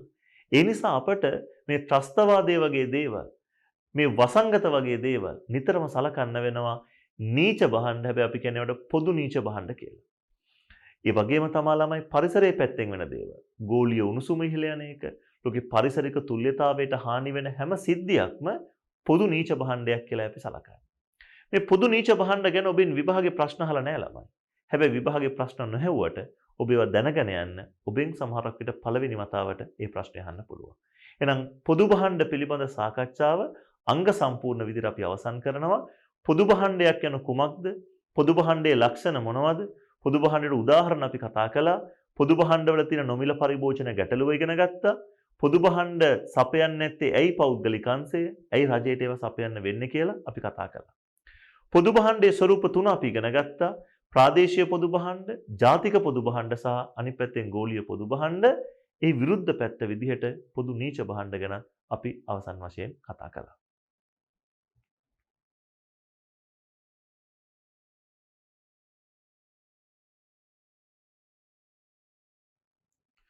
ඊළඟට අපි කතා කරන්න බලාපොරොත්තු වෙන්නේ අර්ධ පොදු භාණ්ඩ පිළිබඳව. අපි කලින් කතා කළේ පොදු භාණ්ඩ, දැන් අපි කතා කරන්නේ අර්ධ පොදු භාණ්ඩ පිළිබඳව. ළමයි අර්ධ පොදු කියද්දිම ඔබට දැනෙනවා ඇති පොදු භාණ්ඩවල තිබ්බ ලක්ෂණ වලින් එහෙනම් භාගයක් තමයි අර්ධ පොදු භාණ්ඩේ තියෙන්නේ. අපි පොදු භාණ්ඩේ කියපු ලක්ෂණම බලන්න අර්ධ පොදු භාණ්ඩේ හඳුන්වද්දී කියන විදිහ. පරිභෝජනයේ තරඟකාරීත්වයක් දක්වන නොමැති. ඒ කියන්නේ ළමයි එක්කෙනෙක් පරිභෝජනය කළා කියලා තව කෙනෙක්ගේ පරිභෝජනයට හානියක් වෙන්නේ නැහැ. හැබැයි ඊට පැහැදිලිව දෙවෙනි ලක්ෂණයෙන් කියනවා පරිභෝජනය වැළැක්විය හැකි. නැත්නම් පරිභෝජනයෙන් බැහැර කළ හැකි භාණ්ඩ තමයි අර්ධ පොදු භාණ්ඩ. වඩාත් නිවැරදිව ළමයි මේක කිව්වොත් සාමාන්‍යයෙන් අපි අර්ධ පොදු භාණ්ඩේ හඳුන්වන්නේ ධාරිතා මට්ටමට ළඟා වන තුරු පරිභෝජනයේ තරඟකාරීත්වයක් නොමැති කියලා. දැන් ඔබට ප්‍රශ්නයක් එයි පරිභෝජනයේ තරඟකාරීත්වයක් නොමැති කියන එක හරි. ඇයි ඒක ඉස්සරහට විශේෂණයක් ගන්නෙ ධාරිතා මට්ටමට ළඟා වන තුරු කියලා. ඒක කියන්න මොන ළමයි අර්ධ පොදු භාණ්ඩේ. මම ඒක පැහැදිලි කරන්නම්. දැන් එහෙනම් මම ඔබට කියනවා අර්ධ පොදු භාණ්ඩ ලක්ෂණ දෙකයි. ධාරිතා මට්ටමට ළඟා වන තුරු පරිභෝජන තරඟයක් නැහැ. හැබැයි මිලක් නොගෙවන්නන් පරිභෝජනයෙන් බැහැර කරන්න පුළුවන්. මිලක් ගෙවන අයට විතරක් පරිභෝජනයේ සීමා කරන්න පුළුවන්. ඒවට තමයි ළමයි අර්ධ පොදු භාණ්ඩ කියලා කියන්නේ. අපි හැඳින්වීමක් විදිහට කිව්වොත් ධාරිතා මට්ටමට ළඟා වන තුරු පරිභෝජනයේ තරඟකාරීත්වයක් දක්වන්න නොමැති මිලක් නොගෙවන්නන් පරිභෝජනයෙන් බැහැර කළ හැකි භාණ්ඩ අපි කියනවා අර්ධ පොදු භාණ්ඩ කියලා. මන් ළමයි ඔබට උදාහරණ කීපයක් කියන්නම් පහසුවෙන් මේක තේරුම් ගන්න. ඔබ හිතන්න අධිවේගී මාර්ගයක්. අධිවේගී මාර්ගයක එක වාහනයක් ධාවනය කළා කියලා තව වාහනයක් ධාවනය කරන්න බැරි ප්‍රශ්නයක් නෑ ළමයි. එහෙනම් පරිභෝජනයේ තරඟයක් නෑ. හැබැයි අධිවේගී මාර්ගයේ ගාස්තුව ගෙවන්නේ නැති කෙනෙක්ට අධිවේගී මාර්ග භාවිතා කරන්න බෑ. පරිභෝජනයෙන් වළක්වන්න පුළුවන්. අන්න අර්ධ පොදු භාණ්ඩ. අපි ගත්තොත් සිනමා ශාලාවක්. ඔබ හිතන්න සිනමා ශාලාවක කෙනෙක් චිත්‍රපටයක් බලනවා තව කෙනෙක්ටත් චිත්‍රපටයක් බලන්න පුළුවන්. එක්කෙනෙක්ගේ පරිභෝජනයෙන් අනෙකගේ පරිභෝජනයට හානියක් නැහැ. හැබැයි ටිකට් එක ගත්තේ නැත්නම් සිනමා ශාලාව ඇතුළට ගිහලා මේක බලන්න බෑ. පරිභෝජනය වළක්වන්න පුළුවන් ළමයි. පැහැදිලිවට කියන දේ. අපි හිතමු පිහිනුම් තටාකයක් තියෙනවා. අපි හිතමු මොකක් හරි ක්‍රීඩා සමාජයකට අයිති හෝ පිහිනුම් තටාකයක්. හෝටලයක හෝ පිහිනුම් තටාකයක්. මේ පිහිනුම් තටාකේ එක්කෙනෙක් පීන හිටියා කියලා තවත් කෙනෙක්ට ඒ තටාකෙට පැනලා පීනන්න බැරි කමක් නැහැ. පරිභෝජනයේ තරඟයක් නැහැ. හැබැයි ළමයි ගාස්තුව ගෙවන්න නැත්නම් මිල ගෙවන්න නැත්නම් ඒ පිහිනුම් තටාකේ භාවිතා කරන එක වළක්වන්න පුළුවන් කමක් තියෙනවා. පැහැදිලිවට කියන දේ. මේවා තමයි අර්ධ පොදු භාණ්ඩ. හැබැයි අපි විශේෂණ පදයක් කලින් කිව්වා ධාරිතා මට්ටමට ළඟා වන තුරු කියලා. දැන් ළමයි ඔබ හිතන්න සිනමා ශාලාවක එකවර වාඩි වෙලා සිනමා පටේ නරඹන්න පුළුවන් 500යි නම් ආසන තියෙන්නේ. ළමයි 500 කියන තැනට වෙනකන් ප්‍රේක්ෂකයෝ වාඩි වුණාට පස්සේ අන්න පරිභෝජන තරගයක් එනවා. දැන් එතකොට එක්කෙනෙක්ගේ පරිභෝජනය නිසා වෙන කෙනෙක්ට දැන් එන්න බෑ.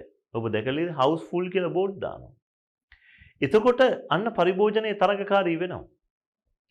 පරිභෝජනයේ තරගකාරීත්වයක් නැති වෙන්නේ ළමයි දහරිතාවට නැකන් විතරයි.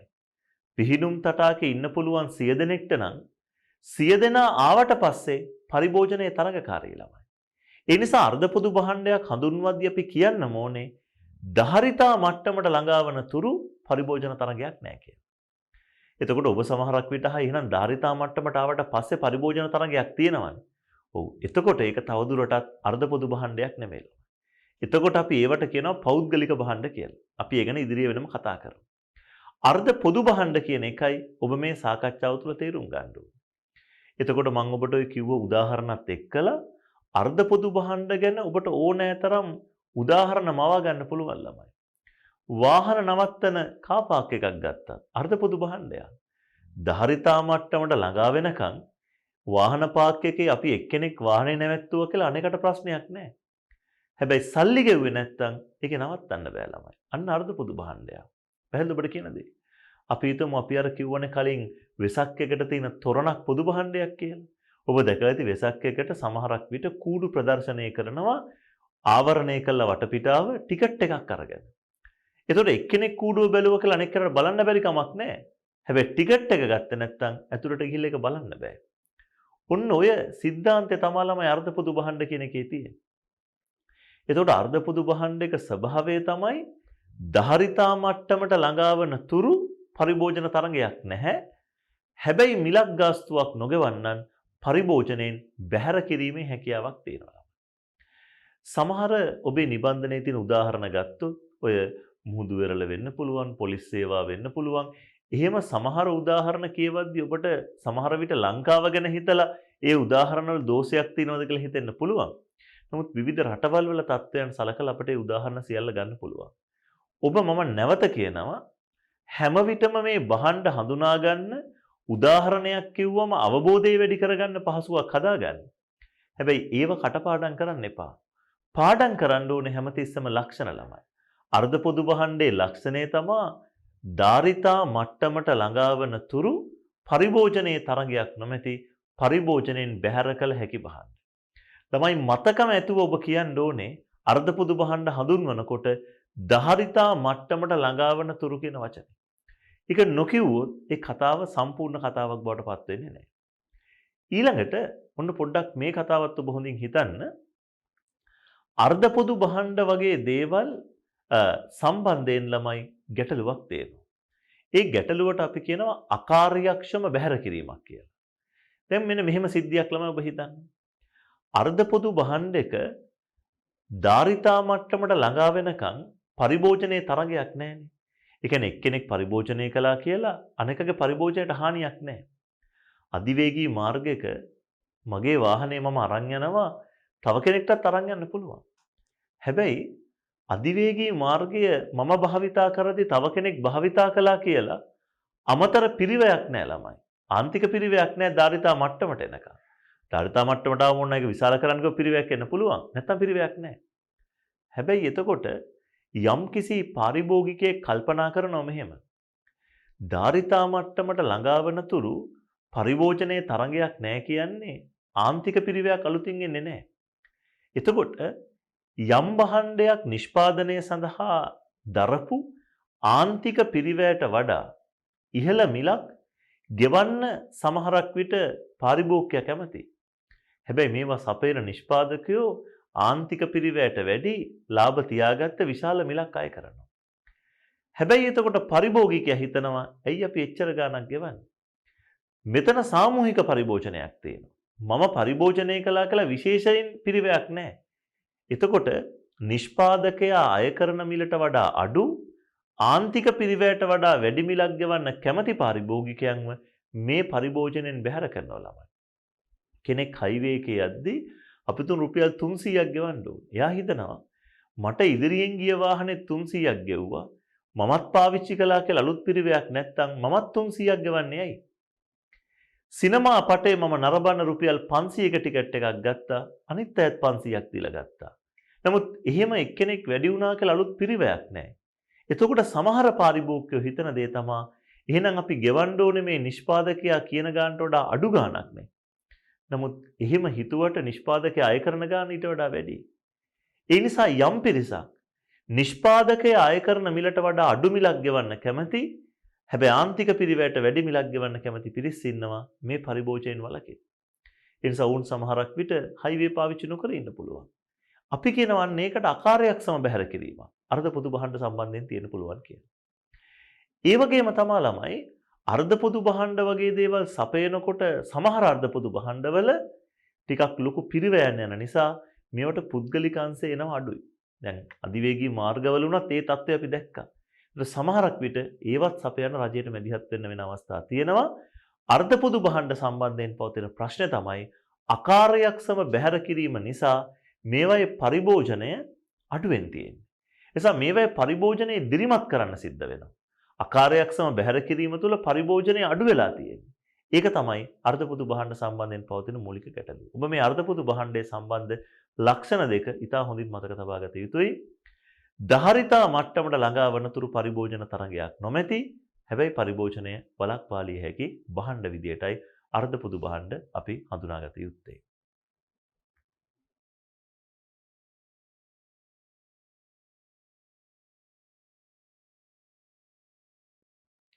අපි මේ වෙනකොට භාණ්ඩ දෙකක් ගැන ඉගෙන ගත්තා. පොදු භාණ්ඩ, අර්ධ පොදු භාණ්ඩ කියලා. අපි ඊළඟට කතා කරන්න හදන ළමයි පොදු සම්පත් කියන එක. හොඳට අහගෙන ඉන්න. මම මේ කියලා දෙන හැම එකකම එකම ලක්ෂණ මාරු කර කර ගන්නවා. තමයි පොදු සම්පත් කියලා කියන්නේ පරිභෝජනයේ තරඟකාරීත්වයක් පවතින. එහෙත් පරිභෝජනයෙන් බැහැර කළ නොහැකි භාණ්ඩ හෝ නොහැකි සම්පත්. මම නැවත කියනවා පොදු සම්පත් කියලා කියන්නේ පරිභෝජනයේ තරඟකාරීත්වයක් පවතින. ඒ කියන්නේ එක් අයෙකුගේ පරිභෝජනය නිසා තව කෙනෙකුගේ පරිභෝජනය අහිමි වෙනවා. සාමූහික පරිභෝජනයක් නැහැ. හැබැයි මිලක් නොගෙවන්නන් පරිභෝජනයෙන් බැහැර කළ නොහැකි. පරිභෝජනයෙන් කාවත් අයින් කරන්න බෑ ළමයි. ඔබ බලන්න එතකොට මේ ලක්ෂණ දෙකත් එක්කලා මේ පොදු සම්පත් කියලා කියන්නේ මොනවද? අපි ගත්තොත් ළමයි සාගරයේ මත්ස්‍ය සම්පත් අපි කියන පොදු සම්පත්. හොඳින් හිතන්න. සාගරයේ මත්ස්‍ය සම්පත් යම් කිසි කෙනෙක් ගිහිල්ලා මාළු ටික අල්ලගත්තොත් තව කෙනෙක්ට ඒ මාළු අල්ලන්න බෑ. පරිභෝජනයේ තරගයක් තියෙනවා. ඒ වගේම තමයි ළමයි සල්ලි නොගෙව්වා කියලා එහෙම මත්ස්‍යෝ අල්ලගන්න බැරි ප්‍රශ්නයක් නැහැ. අන්න පොදු සම්පතේ ලක්ෂණය. අපි ගත්තොත් එහෙම පොදු තනබීමි තියෙනවා. මේ තනභූමි වල ඕන තරම් ළමයි Tamanගේ ගවයෝ නිදහසේ යතහරිනවා සමහර. එතකොට පරිභෝජන තරගයක් තියෙනවා.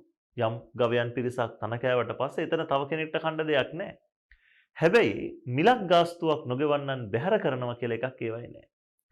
ඒ නිසා ළමයි ඔබ තේරුම් ගන්න විශේෂයෙන් මත්ස්‍ය සම්පත්, වන සම්පත්, ඒ වගේම මේ පිරිසිදු වාතය, පොදු තනභූමි මේ වගේ දේවල් ගත්තම අපි කියනවා මේවට පොදු සම්පත් කියලා. විශේෂයෙන්ම ඔබ බලන්න වනාන්තර ගත්තම ඒවයේ සමහරු ගස් කපනෝ ගිහිල්ලා. එතකොට යම් කෙනෙක් ගස් කපලා ඒ ගස් ටික ගත්තම තව කෙනෙක්ට ඒව හිමි නැහැ. අන්න පරිභෝජනයේ තරගකාරී. හැබැයි සල්ලි නොගෙව්වා කියලා කාටවත් ඒවට ප්‍රවේශ වෙලා මේවා කපා ගන්න පරිභෝජනය කරන්න බැරි ප්‍රශ්නයක් නැහැ. ළමයි පොදු සම්පත්වල ස්වභාවය ඔන්න ඕකයි. පරිභෝජනයේ තරඟකාරීත්වයක් පවතිනවා. හැබැයි මිලක් නොගෙවන්නන් පරිභෝජනයෙන් බැහැර කළ නොහැකි නම් අපි අන්න ඒවට කියනවා පොදු සම්පත් කියලා. මේ අදහස ඉතාම සරලව ඔබට ගන්න පුළුවන්. ළමයි ලෝකේ පොදු සම්පත් සම්බන්ධයෙන්ුත් ගැටලුවක් තියෙනවා. දැන් මම ඔබට ඉස්සෙල්ලා පැහැදිලි කරද්දී පොදු භාණ්ඩ සම්බන්ධයෙන් ගැටලුවක් කියා දුන්නා. නොමිල පරිභෝජන ගැටලුව. අර්ධ පොදු භාණ්ඩ සම්බන්ධයෙන් ගැටලුවක් කියා දුන්නා. මොකක්ද ඒක? අකාර්යක්ෂම බැහැර කිරීම. පොදු සම්පත් සම්බන්ධයෙන් තියෙන ගැටලුව තමයි ළමයි අපි ඒකට කියනවා පොදු බිම්වල ශෝකාන්තය කියලා. මොකක්ද ඒ කියන්නේ? පොදු කියන වචනයෙන් ඔබට දැනෙනවා මේවට නිශ්චිත අයිතිකාරයෙක් නෑ ළමයි. වනාන්තරවලට, මත්ස්‍ය සම්පත්වලට මේවට අයිතිකාරයෙක් නැහැ. මේ හැමෝටම පොදුවේ අයිති. ඒ නිසා වෙන්නේ ඉවක් බවක් නැතුව මේවා අනිසි විදිහට උපයෝජනය කරනවා. මත්ස්‍ය සම්පත් වලට අයිතිකාරයෙක් නැති නිසා අනිසි විදිහට මේ සම්පත් භාවිතා කරනවා. වනාන්තර ඊටාම විනාශකාරී විදිහට විනාශ කළා දානවා. ඒවා පාවිච්චි කරනවා. පොදු සම්පත් අධිඋපයෝජනය කිරීම තුළ රටේ පවතින පොදු සම්පත් ශීඝ්‍රයෙන් විනාශ වෙලා යනවා. මේකට තමයි අපි කියන්නේ පොදු බිම්වල ශෝකාන්තය කියලා. ඔබ දකින්න අපේ රටේ වුණත් දැවැන්ත වන සංහාරයක් වෙනවා. ලෝකේ සමහර රටවල් වල විශාල වශයෙන් ස්වභාවික සම්පත් වලට හානි වෙනවා. මේ පොදු සම්පත් විනාශ වෙලා යන්නේ අයිතිකාරයෝ නැති නිසා. වෙළඳපළ ආර්ථිකයක ඔබ ඉගෙනගත්ත ප්‍රධානම ලක්ෂණය පුද්ගලික දේපල අයිතිය. යම් දේපලකට පුද්ගලිකව අයිතිකාරයෙක් හිටියොත් ඒවා විනාශ කරන්න බෑ, ඒවා ආරක්ෂා කරගන්න. නමුත් මේ හැමෝටම අයිති කියලා අපි හිතලා අතාරින නිසා පොදු සම්පත් සම්බන්ධයෙන් ඒවයි විනාශයන් නතර කරන්න ලොකු මැදිහත් වීම කරනවා හරි අඩුයි. එසා මේ සම්පත්වල අනිසි උපයෝජනයක් හැම මොහොතකම අපට දකින්න පුළුවන්. පොදු සම්පත් වලට වෙන ලොකුම හානියක් තමයි ළමයි මේක. අයිතිකාරයෙක් නැති නිසා උහේ මේවා පාවිච්චි කරලා දානවා. ඒ නිසා සමහර විට මේ තුල තියෙන ප්‍රතිස්ථාපනය කරන්න පුළුවන් සම්පත් පවා ඒවා සමහරක් විට අපට අහිමි වෙලා යන්න පුළුවන්. ඒ తত্ত্বය ඊටම නරක ආකාරයෙන් අපට දකින්න පුළුවන්. ළමයි දැන් මේ කතා බහ ඇතුලේ මම ඔබට කරුණු තුනක් කියලා දුන්නා. පොදු භාණ්ඩ, අර්ධ පොදු භාණ්ඩ, පොදු සම්පත්. තව එක දෙයක් දැන් ඔබට මම කියලා දෙනවා. පෞද්ගලික භාණ්ඩ. උතට අහගෙන ඉන්න ළමයි. පොදු භාණ්ඩ කියලා ඔබ ඉගෙනගත්ත කෙනාගේ ප්‍රතිවිරුද්ධ කෙනා තමයි ළමයි පෞද්ගලික භාණ්ඩ. මම එහෙම යෝජනා කරන්නේ. පොදු භාණ්ඩයක ප්‍රතිවිරුද්ධ කෙනා පෞද්ගලික භාණ්ඩ නම් පොදු භාණ්ඩයේ තිබුණු ලක්ෂණවල ප්‍රතිවිරුද්ධ ලක්ෂණය තමයි පෞද්ගලික භාණ්ඩ කියන්නේ. බලන්න හරිද කියලා. පොදු භාණ්ඩයක් නම් පරිභෝජනයේ තරඟකාරීත්වයක් නොමැත. පෞද්ගලික භාණ්ඩ පරිභෝජනයේ තරඟකාරී. පොදු භාණ්ඩයක් නම් පරිභෝජනයෙන් බැහැර කළ නොහැක.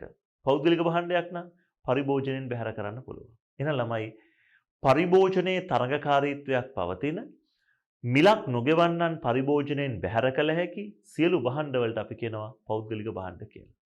අපි ලෝකේ ගොඩාක් දකින්න මිනිසුන්ගේ පෞද්ගලික භාණ්ඩ. ඔබ හිතන්න ඔබේ ජංගම දුරකථනයේ පෞද්ගලික භාණ්ඩයක්. ඔබ භාවිතා කරනවා කියන්නේ වෙන කෙනෙක්ට ඒක භාවිත කරන්න බෑ.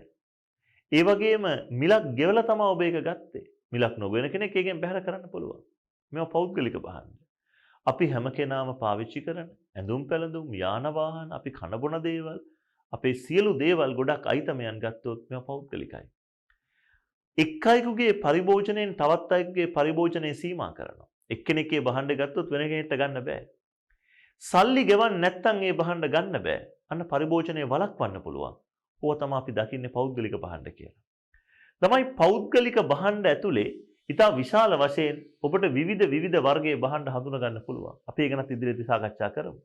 මූලිකව ඔබ මතක තබා ගත යුත්තේ පොදු භාණ්ඩවල ප්‍රතිවිරුද්ධ කෙනා තමයි අපි සලකන්නේ කවුරු කියලාද? පෞද්ගලික භාණ්ඩ කියලා. මේ සාකච්ඡාව ඇතුලේ මේ වෙනකොට භාණ්ඩ හතරක් කතා කළා. පොදු භාණ්ඩ, අර්ධ පොදු භාණ්ඩ, පොදු සම්පත් සහ පෞද්ගලික භාණ්ඩ කියලා. මං කැමතියි ඔබට මේ ටික මතක තියාගන්න තවත් පහසු ක්‍රමයක් හඳුන්වා දෙන්න.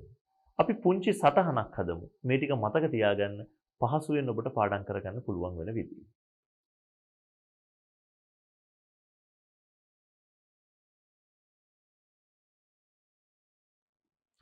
රාජ්‍ය ආර්ථිකයේ පාඩම සඳහා ඔබට ලබා දීලා තියෙන නිබන්ධනයේ අපි මෙතෙක් මේ සාකච්ඡා කරපු කොටස් පිළිවෙලින් ඔබට ලියා ගන්න පුළුවන්. ඊට අදාළ සටහන පුරුදු විදිහට WhatsApp group වල අපි share කරලා තියෙනවා.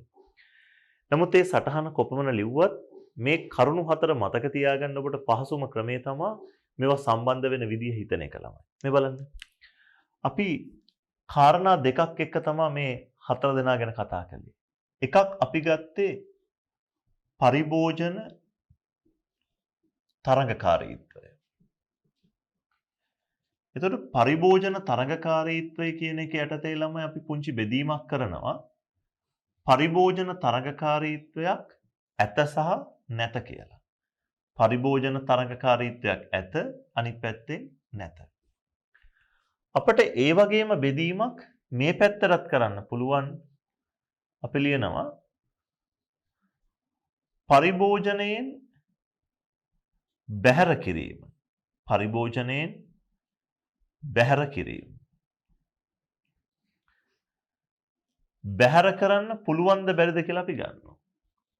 පරිභෝජනයෙන් බැහැර කිරීම කළ හැක. අනිත් එක අපි ගන්නවා කළ නොහැක. දැන් ඔබ උත්තරයක් දෙන්නකෝ. පළවෙනි කොටුව ගත්තොත් ඔබ උත්තරේ දෙන්න ටක් ගාලා පරිභෝජනයේ තරංගයක් ඇත පරිභෝජනයෙන් බැහැර කළ හැක. දෙකම ළමයි මේ ධනාත්මක පිළිතුරු පොසිටිව්. පරිභෝජන තරංගිකුත් තියෙනවා පරිභෝජනයෙන් බැහැර කරන්නත් පුළුවන්. එහෙනම් මේ කොටුවට එන්න ඕන නම තමා ළමයි කවුද? පෞද්ගලික භාණ්ඩ. හරිනේ. පරිභෝජනයේ තරඟකාරීත්වයකුත් තියෙනවා පරිභෝජනයෙන් බැහැර කරන්නත් පුළුවන්. මෙයාට විරුද්ධ කෙනා කවුද කියලා මම ඉස්සෙල්ලත් ඔබට කිව්වා. පෞද්ගලික භාණ්ඩ කියන්නේ පොදු භාණ්ඩ විරුද්ධ කෙනා. එහෙනම් මෙයාට විරුද්ධ කෙනා නම් මෙන්න මෙතනට තමයි ආ එන්න ඕනේ. බලන්න හරිද කියලා. පරිභෝජනයේ තරංගයක් නොමැත පරිභෝජනයෙන් බැහැර කළ නොහැක. දෙකම නෙගටිව් ළමයි. පරිභෝජන තරගෙත් නැහැ පරිභෝජනයෙන් බැහැර කරන්නත් බෑ. එයාට අපි කියනවා කවුරු කියලාද? පොදු භාණ්ඩ කියලා. අන්න බලන්න ළමයි මෙයාගේ විරුද්ධ කෙනා මෙයා මෙයාගේ විරුද්ධ කෙනා මෙයා. එකම ලක්ෂණ දෙක මාරු වෙනවා. දෙකම ඇතනම් පෞද්ගලික භාණ්ඩ. දෙකම නැත කියන අදහස නම් එන්නේ පොදු භාණ්ඩ. පුළුවන් ද ඔබට හරියටම කියන දෙවෙනි කොටුව. පරිභෝජන තරංගයක් නැත. හැබැයි පරිභෝජනය වළක්වන්න පුළුවන්. පරිභෝජනයෙන් බැහැර කරන්න පුළුවන්. එයා තමා ළමයි කවුද? අර්ධ පොදු භාණ්ඩ. හැබැයි පොඩි කොන්දේසියක් තියෙනවා මොකද්ද? පරිභෝජන තරංගයේ නැත්තේ ධාරිතා මට්ටමට ළඟා වනතුරු පමණයි. ඊළඟට ළමයි මෙතන තුන්වෙනි කොටස අපි ගත්තොත් පරිභෝජන තරංගයක් තියෙනවා. හැබැයි පරිභෝජනයෙන් බැහැර කළ නොහැකි. එයා තමා කවුද ළමයි? පොදු සම්පත් කියලා අපි ගත්තා. එතකොට ඔබට පේනවා මම මෙතෙක් වෙලා දීර්ඝව සාකච්ඡා කළත් මේ හතර දෙනා හඳුන්වන්න තියෙන ලේසිම ක්‍රමය තමා ළමයි පරිභෝජන තරංගයයි පරිභෝජනයෙන් බැහැර කිරීමයි කියන ලක්ෂණ දෙක ඇත්ත නැත කියන විදිහට සම්බන්ධ කරලා පහසුවෙන් කියන්න පුළුවන්. මේ ලක්ෂණ මත ඔබ ඉතා හොඳ අවබෝධයක් තියාගන්න ඕනේ. හේතුව උදාහරණ මත නෙමෙයි මේ කාරණාත් එක්කයි ඔබට තෝරගන්න වෙන්නේ මොන જાතිය භාණ්ඩයක්ද කියලා ඔබට විභාග ප්‍රශ්නයක් හරි දුන්නොත්. තමයි එතකොට ඔබට මේ සටහන සම්පූර්ණ කරගන්න පුළුවන්. ඒ වගේම පරිභෝජන තරගයේ පරිභෝජනයෙන් බැහැර කිරීම කියන කරුණු දෙකේ තේරුම් මම කිව්වා. ඒ සියල්ලත් එක්ක මේ පළවෙනි කොටස් ටික උන් අපි සම්පූර්ණ කළා. හැබැයි ළමයි ඔබ නැවත මතක් කරයි ප්‍රශ්නයක් තියෙනවා. පොදු භාණ්ඩ ගැන කිව්වා, අර්ධ පොදු භාණ්ඩ ගැන කිව්වා, පොදු සම්පත් ගැන කිව්වා, පෞද්ගලික භාණ්ඩ ගැන කිව්වා. නමුත් සුබ සාධන භාණ්ඩ ගැන, අවගුණ භාණ්ඩ ගැන කතා කළේ නැහැ කියලා. ඔව්. අන්න ඒ කාරණා දෙක අපිට ඉතුරු වෙනවා ළමයි. සුබ සාධන භාණ්ඩයක් කියන්නේ කවුද? අවගුණ භාණ්ඩයක් කියන්නේ කවුද කියන එක අපි පොඩ්ඩක් පැහැදිලි කරගත යුතුයි. ඒ පැහැදිලි කර ගැනීම තුළ ඔබට තවදුරටත් බොහෝ කරුණු හිතන්න පුළුවන්. ඒවා මේවට අදාළ ඒවද? මේවයින් වෙනස් ඒවද? අපි දැන් ඊළඟට කතා කරන සුබ සාධන අවගුණ භාණ්ඩ මේවයිම කොටසක්ද නැද්ද කියන එක ගැන ඔබට පුංචි අවබෝධයක් ගන්න පුළුවන්. මම ඒ ගැනයි ඊළඟට කතා කරන්න බලාපොරොත්තු වෙන්නේ.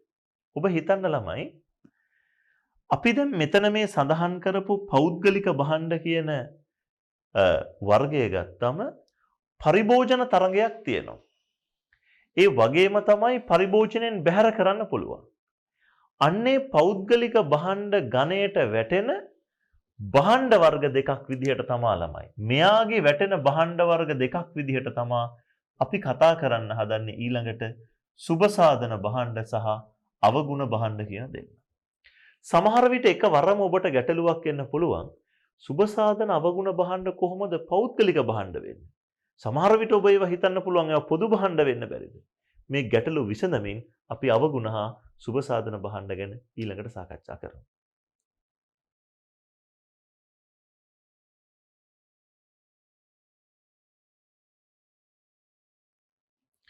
සුබ සාධන භාණ්ඩයක් එහෙම නැත්නම් අපි තව නමක් කියනවා ළමයි සුගුණ භාණ්ඩයක් කියලා. සුබ සාධන එහෙම නැත්නම් සුගුණ භාණ්ඩ කියන්නේ මොනවද?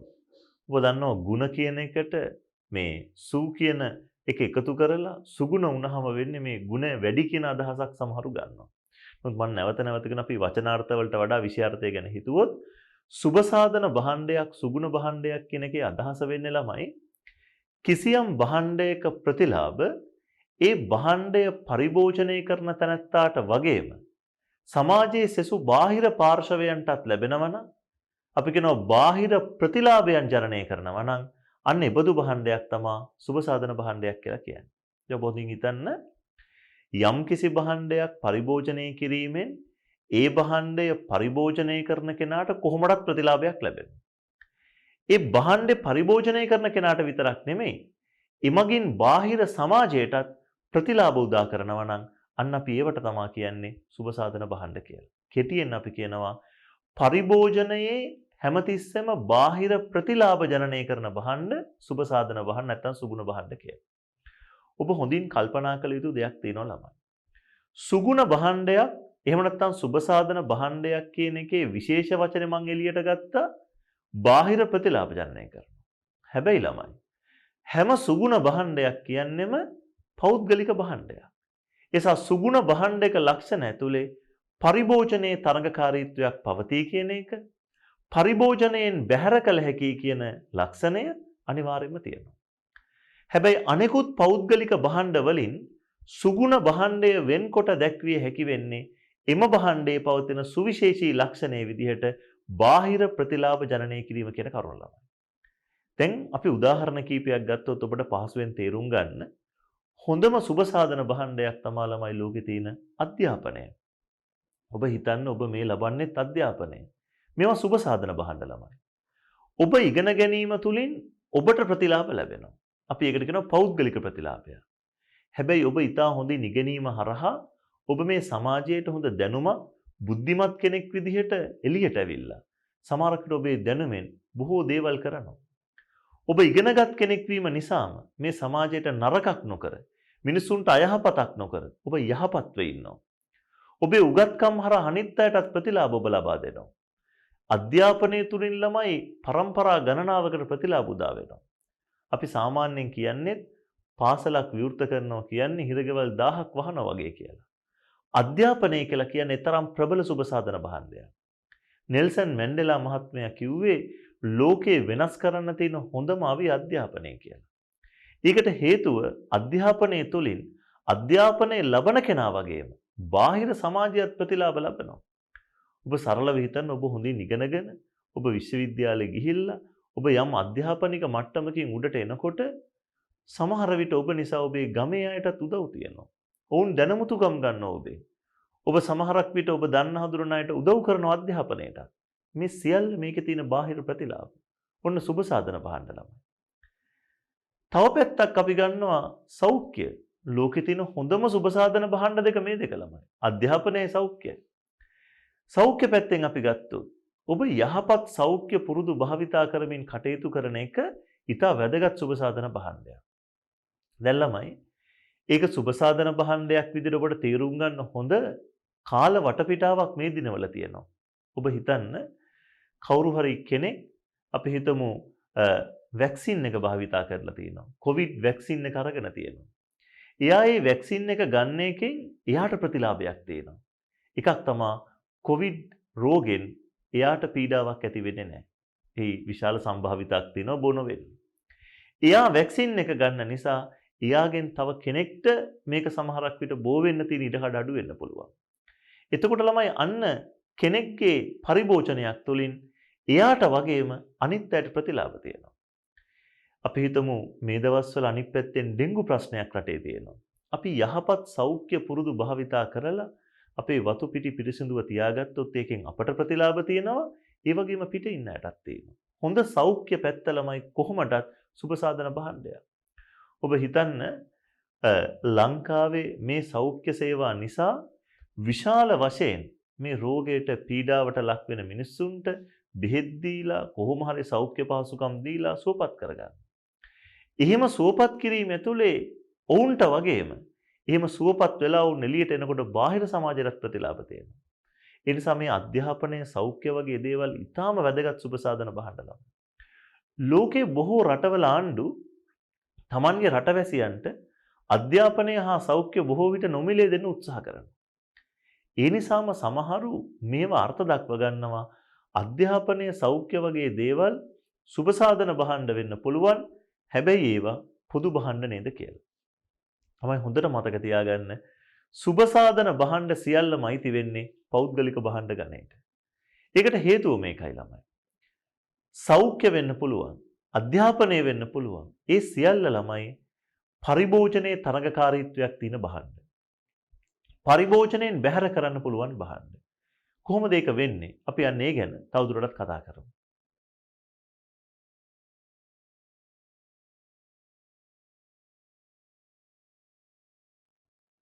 ඔබ හිතන්න පෞද්ගලික ආරෝග්‍ය ශාලාවක යම් කිසි කෙනෙක් පෞද්ගලික ආරෝග්‍ය ශාලාවක සීමිත ඉඩ පහසුකම් තියෙනවා. එතකොට එක්කෙනෙක්ට සෞඛ්‍ය සේවා දෙනකොට තව කෙනෙක්ට දෙන්න තියෙන අවස්ථා හිමි වෙනවා. ඒක ළමයි පෞද්ගලික රෝහලක විතරක් නෙමෙයි රජයේ රෝහලකත් එහෙමයි. අපි දැන් පහුගිය කාලේ කතා කළා විශේෂයෙන්ම සෞඛ්‍ය තත්ත්වයේ ඊටාම අයහපත් වුණොත් දැඩි සත්කාර ඒකකවල ඇඳන් තියෙන මෙච්චරයි. ඒතර එක්කෙනෙක්ගේ පරිභෝජනයෙන් තව කෙනෙක්ගේ පරිභෝජනය අහිමි වෙනවා. දැඩි සත්කාර ඇඳන් තියෙන 500 නම් ඒ 500 කියලා කියන සීමාව ඇතුලේ එක්කෙනෙක් පාවිච්චි කළොත් අනෙකට ඒක අහිමි වෙනවා. තමයි අනිත් පැත්තේ. මිලක් ගාස්තුවක් ගෙවන්න නැත්නම් අයින් කරන්න පුළුවන්. පුද්ගලික රෝහලක බෙහෙත් කරන්නේ නැහැ ළමයි ගාස්තු ගෙවන්නේ නැත්නම්. පෞද්ගලික විශ්වවිද්‍යාලයක පෞද්ගලික පාසලක ඉතා පැහැදිලිව ගාස්තු නොගෙවුවොත් පරිභෝජනය සීමා කරන්න පුළුවන්. ඒ නිසා ළමයි මේ අධ්‍යාපනයේ සෞඛ්‍ය කියන්නේ පෞද්ගලික භාණ්ඩ. ඔබ කියයි. ඉතින් රජයේව සපයනවනේ බැහැර කරන්නේ නැතුව. හොඳින් මතක තියාගන්න ළමයි විභාගයේ ප්‍රශ්නකුත් ඇහුවා. අධ්‍යාපනයේ සෞඛ්‍ය වගේ දේවල් රජයේ නොමිලේ සපයන්නේ ඒවා පොදු භාණ්ඩ නිසා නෙමෙයි ළමයි. ඒවා ඉතා පැහැදිලිව පෞද්ගලික භාණ්ඩ. ඒවයි පරිභෝජනයේ සීමා කරන්න, ඒවයි පරිභෝජනයේ තරගකාරී භාවය අනිවාර්යයෙන්ම තියෙනවා. නමුත් රජය සුබ සාධන භාණ්ඩ නොමිලේ සපයන්න ඉදිරිපත් වෙන්නේ ඒවා පොදු භාණ්ඩ නිසා නෙමෙයි. ඒ භාණ්ඩ සුබ සාධන භාණ්ඩ වීම නිසා. ඒවා තුලින් බිහි කරන සමාජ ප්‍රතිලාභ ගැන හිතලා. ඒවා තුල තියෙන සමාජ ප්‍රතිලාභවල වැදගත්කම හිතලා. ළමයි ලංකාවේ සෞඛ්‍ය සේවයේ රජයේ සපයන එකෙන් විශාල පිරිසක් සෞඛ්‍ය පහසුකම් ලබනවා. අධ්‍යාපනයේ නොමිලේ ලබා දෙන එකෙන් විශාල පිරිසක් ඉගෙන ගන්නවා. ඔබ හිතන්න ලංකාවේ නිදහස් සෞඛ්‍ය ව්‍යාපාරයක් නොතිබුණා නම් රෝගවලට ගොදුරු වෙන කොයිතරම් විශාල පිරිසකට සෞඛ්‍ය පහසුකම් නොමැති වෙන්න තිබ්බද? නිදහස් අධ්‍යාපනයක් නොතිබුණා නම් දැනට ඉගෙන ගන්න පිරිසගෙන් කී දෙනෙක් ඉගෙන ගන්න නැතුව ඉන්න තිබ්බද? ඒස ඔබ හොඳින් හිතන්න ළමයි. රජය සුබ සාධන භාණ්ඩ නොමිලේ සපයන්නේ ඒවා පොදු භාණ්ඩ නිසා නෙමෙයි. අඩු ආදායම් ලබන කෙනෙක්ට හෝ ඊටාම ආර්ථික අපහසුතාව තියෙන කෙනෙක්ට වුණත් මේ භාණ්ඩය සපයා ගන්න පුළුවන් නම් ඒකෙන් තියෙන සමාජ ප්‍රතිලාභ ගැන හිතලා. ඊටාම දුප්පත් දරුවෙක් හෝ අධ්‍යාපනය තුලින් ඉහළට ඇවිල්ලා ලබන ප්‍රතිලාභ ගැන හිතලා. ඒකෙන් සමාජයට වෙන වැදගත්කම ගැන හිතලා. ඒ නිසා ළමයි ඔබ පටලව ගන්න එපා විභාගෙට උත්තරයක් ලියද්දී සුබ සාධන භාණ්ඩ කියන්නේම පෞද්ගලික භාණ්ඩ. නමුත් සුබ සාධන භාණ්ඩ රජයේ සපයනවා නොමිලේ. එහෙම සපයන්නේ ඒවා පොදු භාණ්ඩ නිසා නෙමෙයි. ඒවා පෞද්ගලික භාණ්ඩ. හැබැයි ඒවා තියෙන විශේෂත්වය තමයි බාහිර සමාජයට ඇති කරන ප්‍රතිලාභ. ඒ ප්‍රතිලාභ හන්දා අධ්‍යාපනයට තවදුරටත් දිරිගැන්වීම කරන්න. ඉගෙන ගන්න එකට තව පොළඹවන්න. සෞඛ්‍ය පහසුකම් ලබා ගැනීම දිරිගන්වන්න. මිනිස්සු නිකාම් මැරිලා යන එක වළක්වන්න. ආණ්ඩුවකට තියෙන අවශ්‍යතාවය නිසායි ආණ්ඩුව නොමිලේ සපයන්නේ. හැබැයි සුබ සාධන භාණ්ඩ කියන්නේ ඉතා පැහැදිලිවම ඔබ මතක තබා ගත යුතුයි. අනිවාර්යයෙන්ම ඒවා පෞද්ගලික භාණ්ඩ විදිහටයි අපි සලකන්න ඕනේ.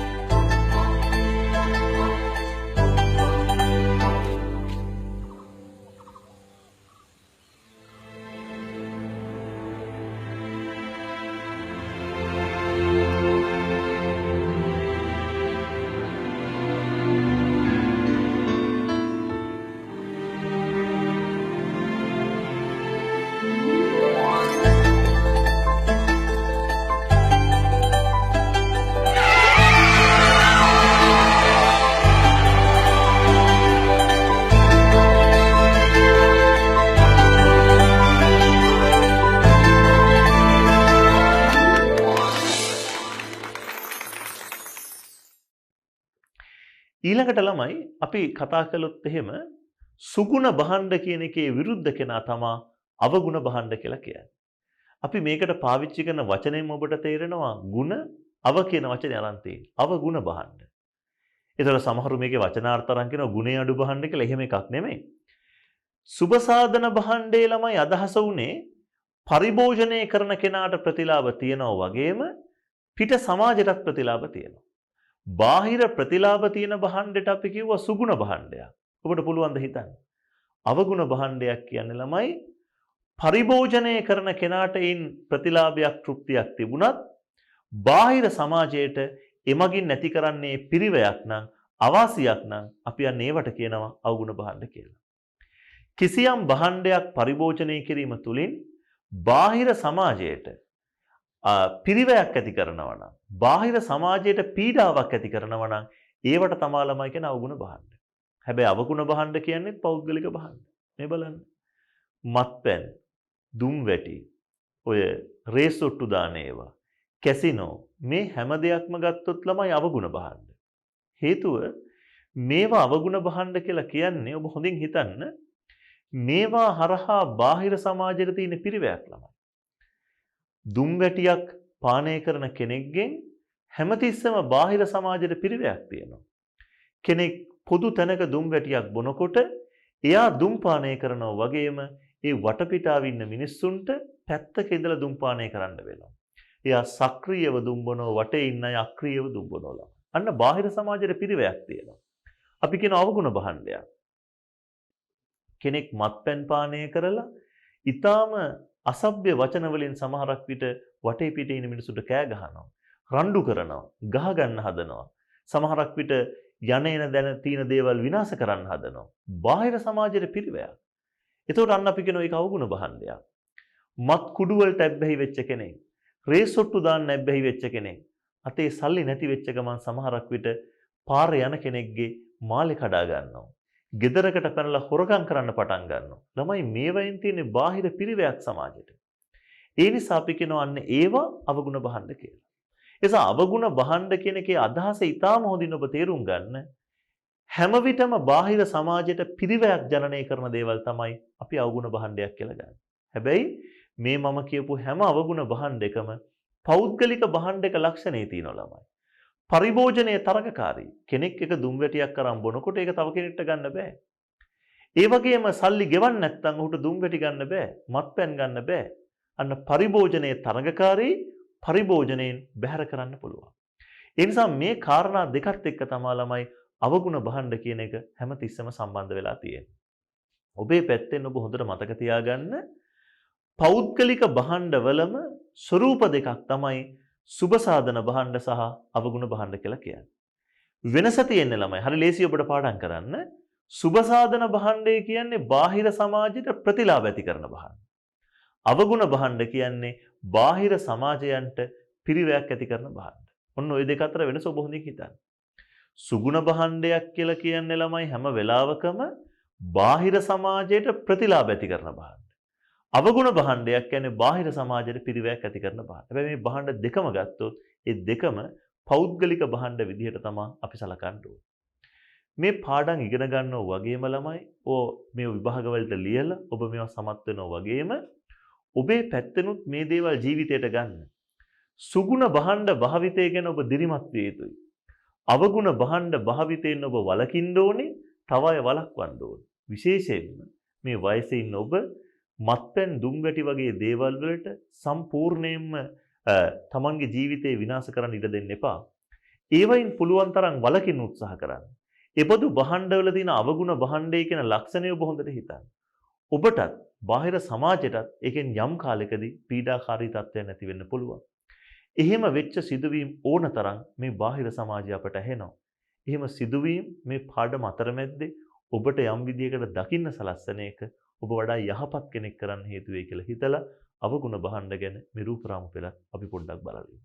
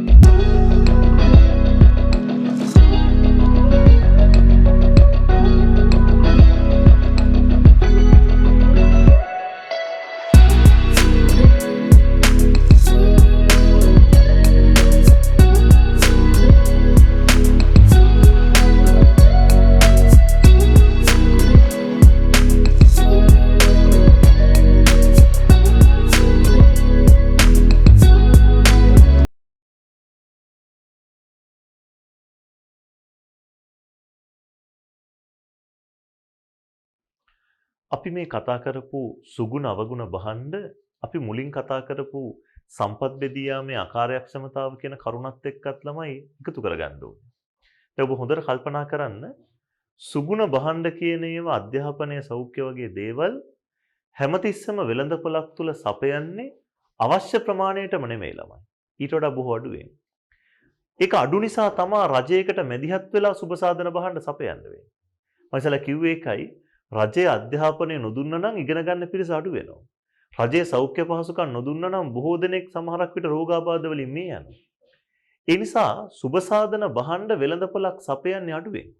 මොකද වෙළඳපොළ ආර්ථිකයක් තුල පුද්ගලික අංශය සුබ සාධන බහණ්ඩ සපයන්නේ ඒවට ගෙවීමක් කරන්න පුළුවන් අයට විතරයි.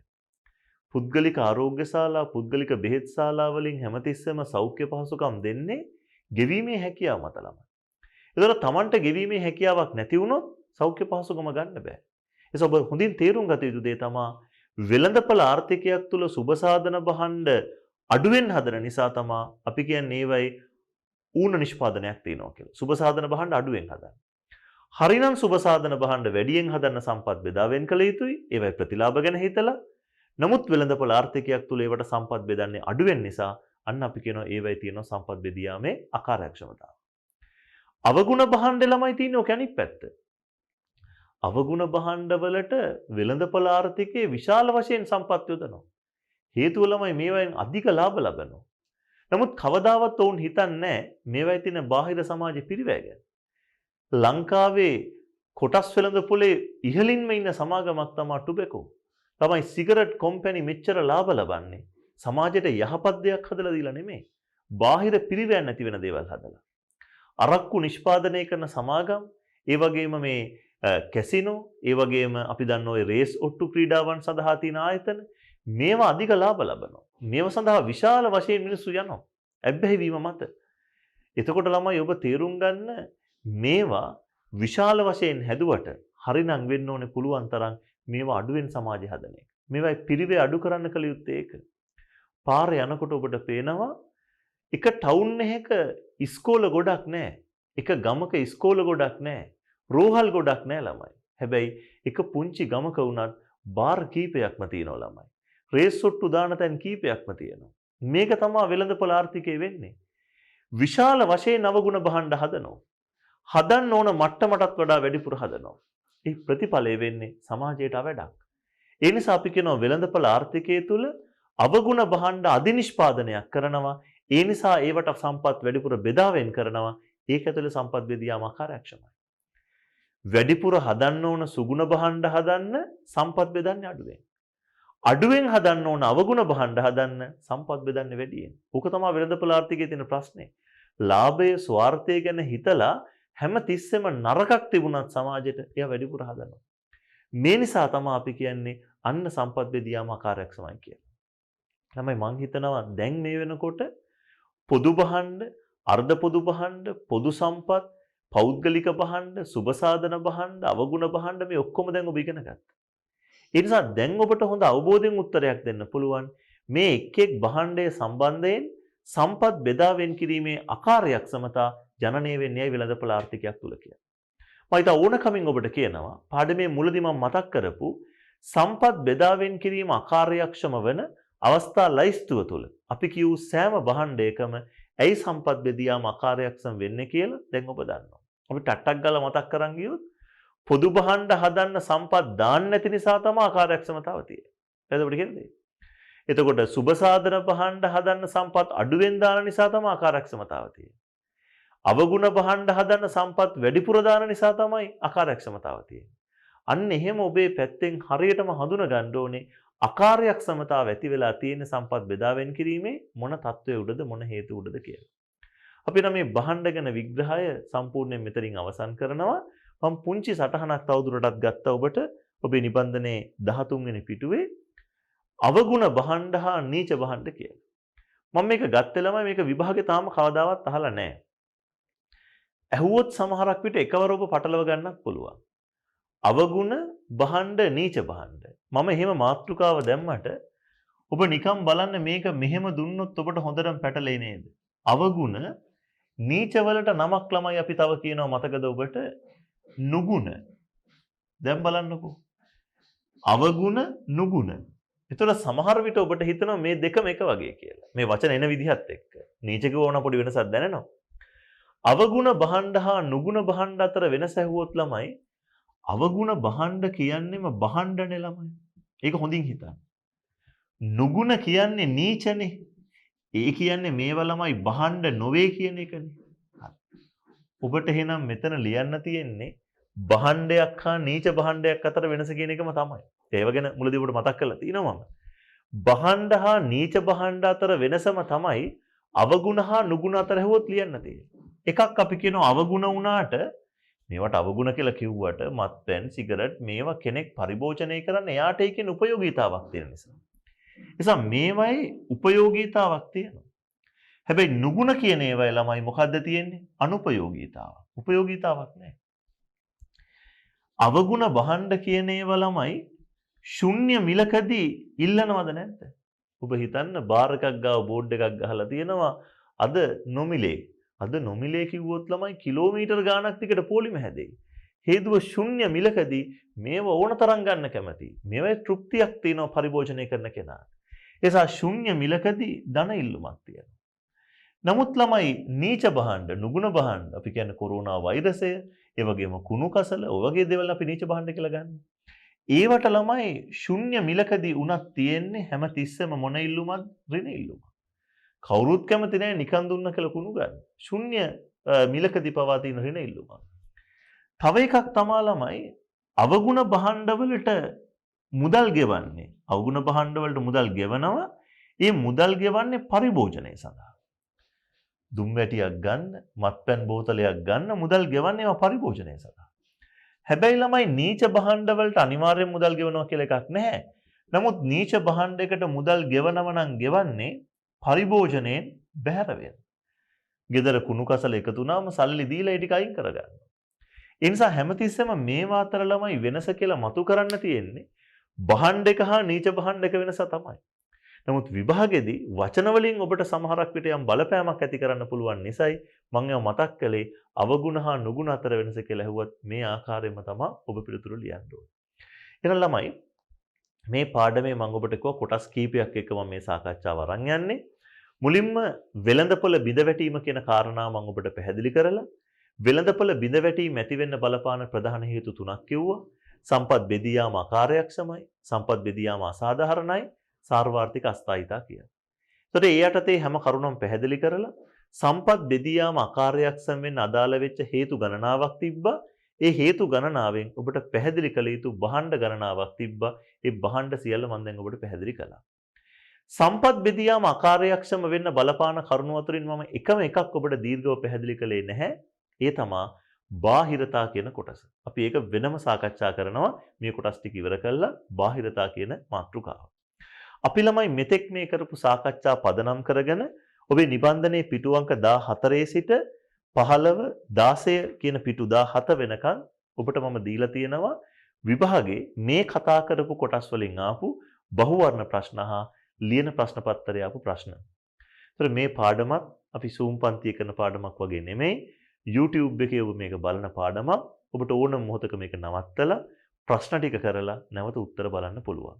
මම මේවා නැවත නැවත ඔබට කියන්නේ හැමදාමත් සමහරු එහෙම කරන්නේ නැතුව මේ පාඩම ඔහේ අහගෙන මම කියන එකත් එක්කලා උත්තර ලකුණු කරනවා. ඒ කරන්න එපා ළමයි. ඔබ මේ වීඩියෝ එක පෝස්ට් කරලා මේ ඉගෙනගත්ත දැනුම භාවිතා කරලා උත්තර ටික ගන්න.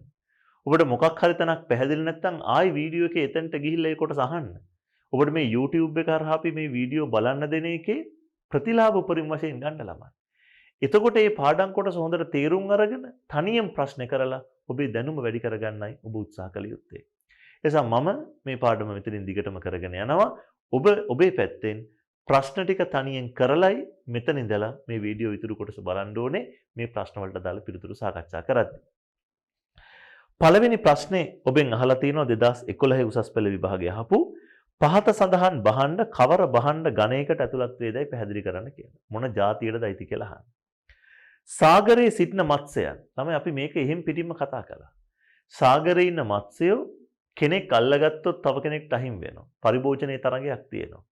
හැබැයි මුදල් නොගෙව්වා කියලා පරිභෝජනෙන් බැහැර කරන්න පුළුවන් කමක් නැහැ. මොකද උත්තරේ පොදු සම්පත්. අධ්‍යාපනය අපි දිගින් දිගට කිව්වා.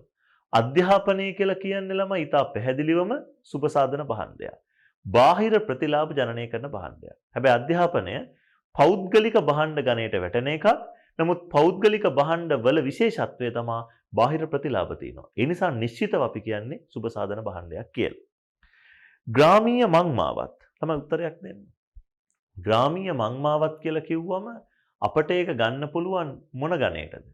මේවයිදී ඔබ දන්නවා පරිභෝජනයේ තරඟකාරීත්වයක් නෑ ළමයි. ඒ වගේම මිලක් නොගෙව්වා කියලා පරිභෝජනයෙන් බැහැර කිරීමක් නෑ. ඒ නිසා මේ වගේ අපට ඇතුළත් කරන්න පුළුවන් මොන ගණයටද? පොදු භාණ්ඩ ගණයට. අන්තිම එකේ අහන ඔබෙන් දැනුම knowledge ළමයි. මම ඉස්සෙල්ලත් ඔබට පැහැදිලි කළා යම් කෙනෙක්ගේ දැනුම කියන එක තව කෙනෙක්ට දෙන්න පුළුවන්. ඒ වගේම මේ දැනුම කියන එක මිලක් ගෙවීම නොගෙවීම මත තීරණය කරන කරුණක් නෙවෙයි.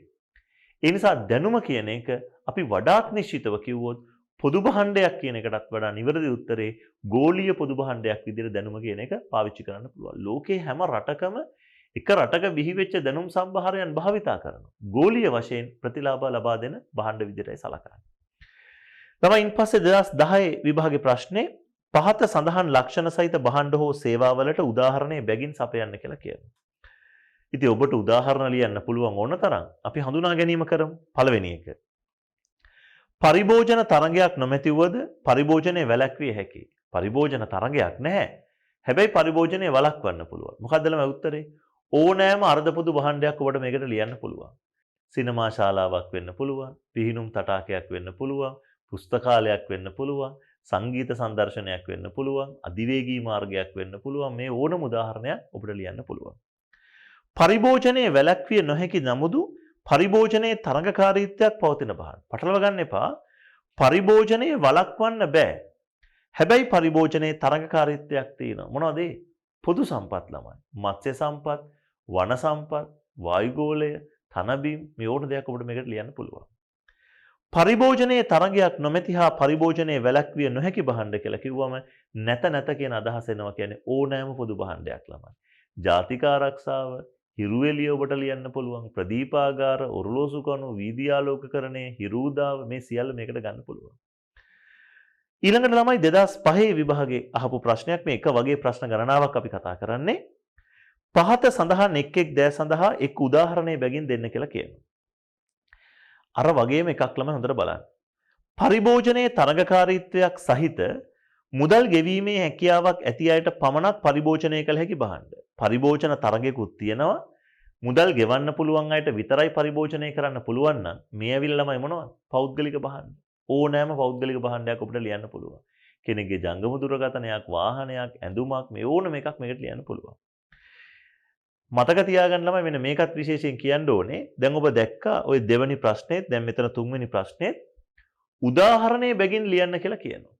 ඒතර සමහර ළමයි ඔතනදී උදාහරණේ නොලිය දැන් උදාහරණයක් විදිහට අපි ගත්තොත් තුන්වෙනි එකේ පළවෙනි එකට සමහරු ලියනවා පෞද්ගලික භාණ්ඩ කියලා. ඒකට ලකුණු දෙන්නේ නැහැ ළමයි. හේතුව ඔබෙන් අහන්නේ උදාහරණයක් ලියන්න. එතකොට උදාහරණයක් මිසක් ඒකේ නම පොදුවේ ලියලාවට හරියන්නේ නැහැ. ආයන්නේ කියනවා පරිභෝජන තරගයක් නැති මුදල් ගෙවීමේ හැකියාවක් ඇති අයට පමණක් පරිභෝජනයේ සීමා කළ හැකි භාණ්ඩයක්. පරිභෝජන තරගයක් නැහැ. හැබැයි මුදල් ගෙවන්න පුළුවන් අයට විතරක් පරිභෝජනයේ සීමා කරන්න පුළුවන්. මොකද්ද ළමයි භාණ්ඩේ? හැමෝම කියන්නේ අර්ධ පොදු භාණ්ඩයක්. ඒතර ඔබට අර්ධ පොදු භාණ්ඩ ගණයට වැටෙන ඕනම එකක් ලියන්න පුළුවන්. මම ඉස්සෙල්ලත් ඔබට කිව්වා අධිවේගී මාර්ග, සිනමා ශාලා වෙන්න පුළුවන්, පුස්තකාල වෙන්න පුළුවන්, පිහිනුම් තටාක වෙන්න පුළුවන්. අපි කියපු ලයිස්තුව ලියන්න. පරිභෝජනයේ තරගයක් නොමැති එහෙත් මුදල් ගෙවීමේ හැකියාවක් ඇති අයට පමණක් පරිභෝජනයේ සීමා කළ නොහැකි භාණ්ඩයක්. පරිභෝජන තරගයක් නැහැ. හොඳින් තේරුම් ගන්න කියන දේ. පරිභෝජන තරගයක් නැහැ. ඒත් මුදල් ගෙවීමේ හැකියාවක් ඇති අයට පමණක් පරිභෝජනයේ සීමා කළ නොහැකි භාණ්ඩයක්.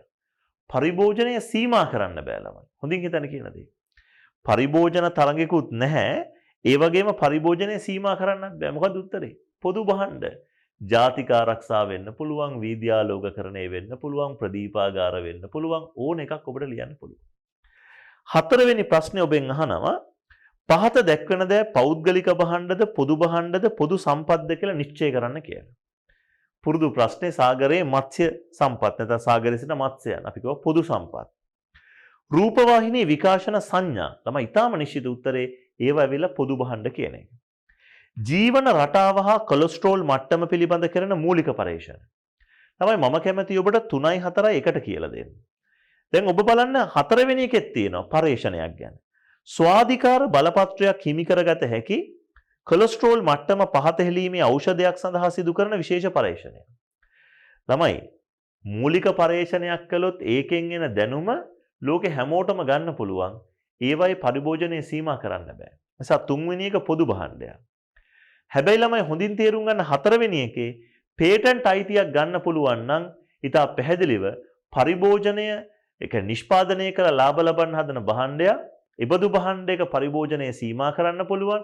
පරිභෝජනය අනිවාර්යයෙන්ම තරංකාරී වෙනවා. ඒ නිසා ඉබදු දේ සලකන්න ඕනේ පෞද්ගලික භාණ්ඩයක් විදියට.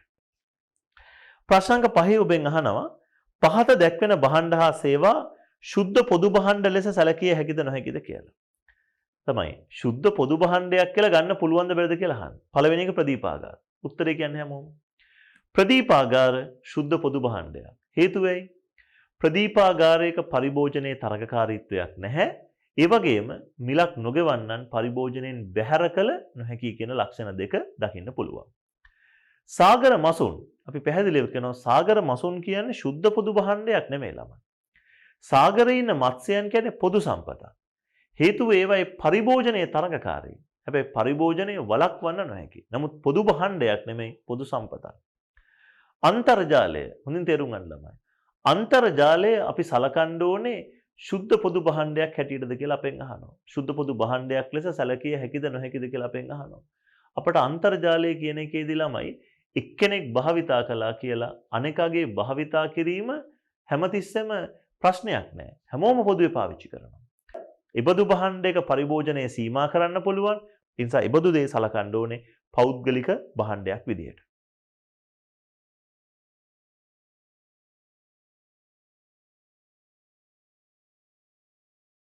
ඊළඟට MCQ ප්‍රශ්න පෙළක් ඔබෙන් අහනවා. අපි ඉක්මනින් ඒ ටික සාකච්ඡා කරගෙන යමු. ප්‍රශ්නංක 6 සුබසාධන භාණ්ඩයක් යනු. තමයි හැමතිස්සෙම සුබසාධන භාණ්ඩයක් යනු කිව්වම අපේ ඔළුවට එන්නේ බාහිර ප්‍රතිලාභ ජනනය කරන භාණ්ඩයක් කියන එක. නමුත් මේකේ බාහිර ප්‍රතිලාභ ජනනය කරනවා කියන අදහස එන උත්තරයක් තියෙනවද කියලා මුලින් බලත හැකියි. දැන් අපිට වෙනවා පස්වෙනි උත්තරේ කියනවා පරිභෝජනයෙන් ලබන පුද්ගලික ප්‍රතිලාභ සමාජ ප්‍රතිලාභ ඉක්මවන භාණ්ඩයක්. ඇත්තටම වෙන්න ඕනේ ඒක නෙමෙයි. පෞද්ගලික ප්‍රතිලාභ වලට වඩා සමාජ ප්‍රතිලාභ හරිනම් වැඩි වෙන්න ඕනේ. සමාජ ප්‍රතිලාභ කියන්නේ ළමයි පුද්ගලික ප්‍රතිලාභයි බාහිර ප්‍රතිලාභයි දෙකේ එකතුව. ඒතකොට දෙකේ එකතුව පුද්ගලිකයකට වඩා වැඩි වෙන්න එපානේ බාහිර ප්‍රතිලාභ තියෙනවනේ. ඒ වාක්‍ය වැරදි. එසා එහෙම ප්‍රතිලාභ පැත්තෙන් උත්තරයක් ගන්න බෑ. හැබැයි මෙහෙම දෙයක් තියෙනවා. සුබසාධන භාණ්ඩ කියන්නේ හැමතිස්සෙම රජයේ මැදිහත් වෙලා සැපයුවේ නැත්තම් බොහෝ විට අඩු ආදායම් ලබන අයට පාවිච්චියට ගන්න බැරි වෙන භාණ්ඩයක් විය හැකියි. මේකේ අදහස හොඳින් මතු කරනවා. අංක 2 උත්තරේ එම භාණ්ඩයේ නිදහස් වෙළඳපොළ සැපයුවහොත් පාරිභෝගිකයන් මිලදී ගනු ඇත්තේ ඊටා මද වශයෙන් යයි රජයේ විශ්වාස කරන භාණ්ඩයක කියලා. ළමයි ඊළඟට ප්‍රශ්නාංක 7. සුබසාධන භාණ්ඩයක් හා පොදු භාණ්ඩයක් අතර දක්නට ලැබෙන වෙනස. මම ඔබට යෝජනා කරනවා මෙහෙම. සුබසාධන භාණ්ඩයක් කියද්දි ළමයි ඊටා පැහැදිලිව හිතන්න. සුබසාධන භාණ්ඩ කියන්නේම මොන භාණ්ඩ වලටද? පෞද්ගලික භාණ්ඩ වලට. එහෙනම් පෞද්ගලික භාණ්ඩයක් හා පොදු භාණ්ඩයක් අතර වෙනස කිව්වත් මේවයි කිසි වරදක් නැහැ ළමයි. මොකද්ද මේ දෙකේ ප්‍රධාන වෙනස? හැමතිස්සෙම ළමයි පරිභෝජන තරංගයක් තියෙනවා පෞද්ගලික භාණ්ඩේ. හැබැයි පොදු භාණ්ඩේ පරිභෝජන තරංගයක් නැහැ. එතකොට ළමයි මේකේ ඒ උත්තරය ඔබට තෝරගන්න පුළුවන් අංක 4. සුබසාධන භාණ්ඩයක් පරිභෝජනය කරන විට අන් අයට පරිභෝජනය කිරීම ලැබෙන ප්‍රමාණය අඩු වෙනවා. ඒ කියන්නේ පරිභෝජනය තරගකාරී කියන එක. පොදු භාණ්ඩයක් පරිභෝජනය කරන්නේ අනිත් කෙනාගේ පරිභෝජනයේ ප්‍රමාණය වෙනස් වෙන්නේ නැහැ. ඒ කියන්නේ පරිභෝජනයේ තරංකාරී නැහැ කියන එක. හරි උත්තරේ අංක 4. ළමයි 8 වෙනි ප්‍රශ්නේ ඔබෙන් අහනවා අධ්‍යාපනයේ සුබසාධන භාණ්ඩයක්සේ සලකන්නේ කියලා. අපි ඉස්සෙල්ලා ඒක හරියම පැහැදිලිව කිව්වා. අධ්‍යාපනයේ සුබසාධන භාණ්ඩයක් වෙන්නේ අධ්‍යාපනයේ ලබන කෙනාට වගේම බාහිර සමාජයටත් ඒ මගින් ප්‍රතිලාභ තියෙන නිසා. බලන්න මේ අදහස එන උත්තරේ අංක 1 අධ්‍යාපනයේ නිසා ඒ ලබන පුද්ගලයාත් සමාජයත් කියන දෙපිරිසම ප්‍රතිලාභ ලබනවා. ප්‍රශ්නක 9 ඔබෙන් අහනවා පරිභෝජන තරංගයක් සහ පරිභෝජනයේ වළක්වාලීමේ හැකියාවක් කියන ගුණාංග දෙක තියෙනවා නම් භාණ්ඩය මොකක්ද කියලා. පරිභෝජන තරගෙත් තියෙනවා වළක්වන්නත් පුළුවන්. මොකද උත්තරේ අනිවාර්යයෙන්ම පෞද්ගලික භාණ්ඩයක්. අංක 1.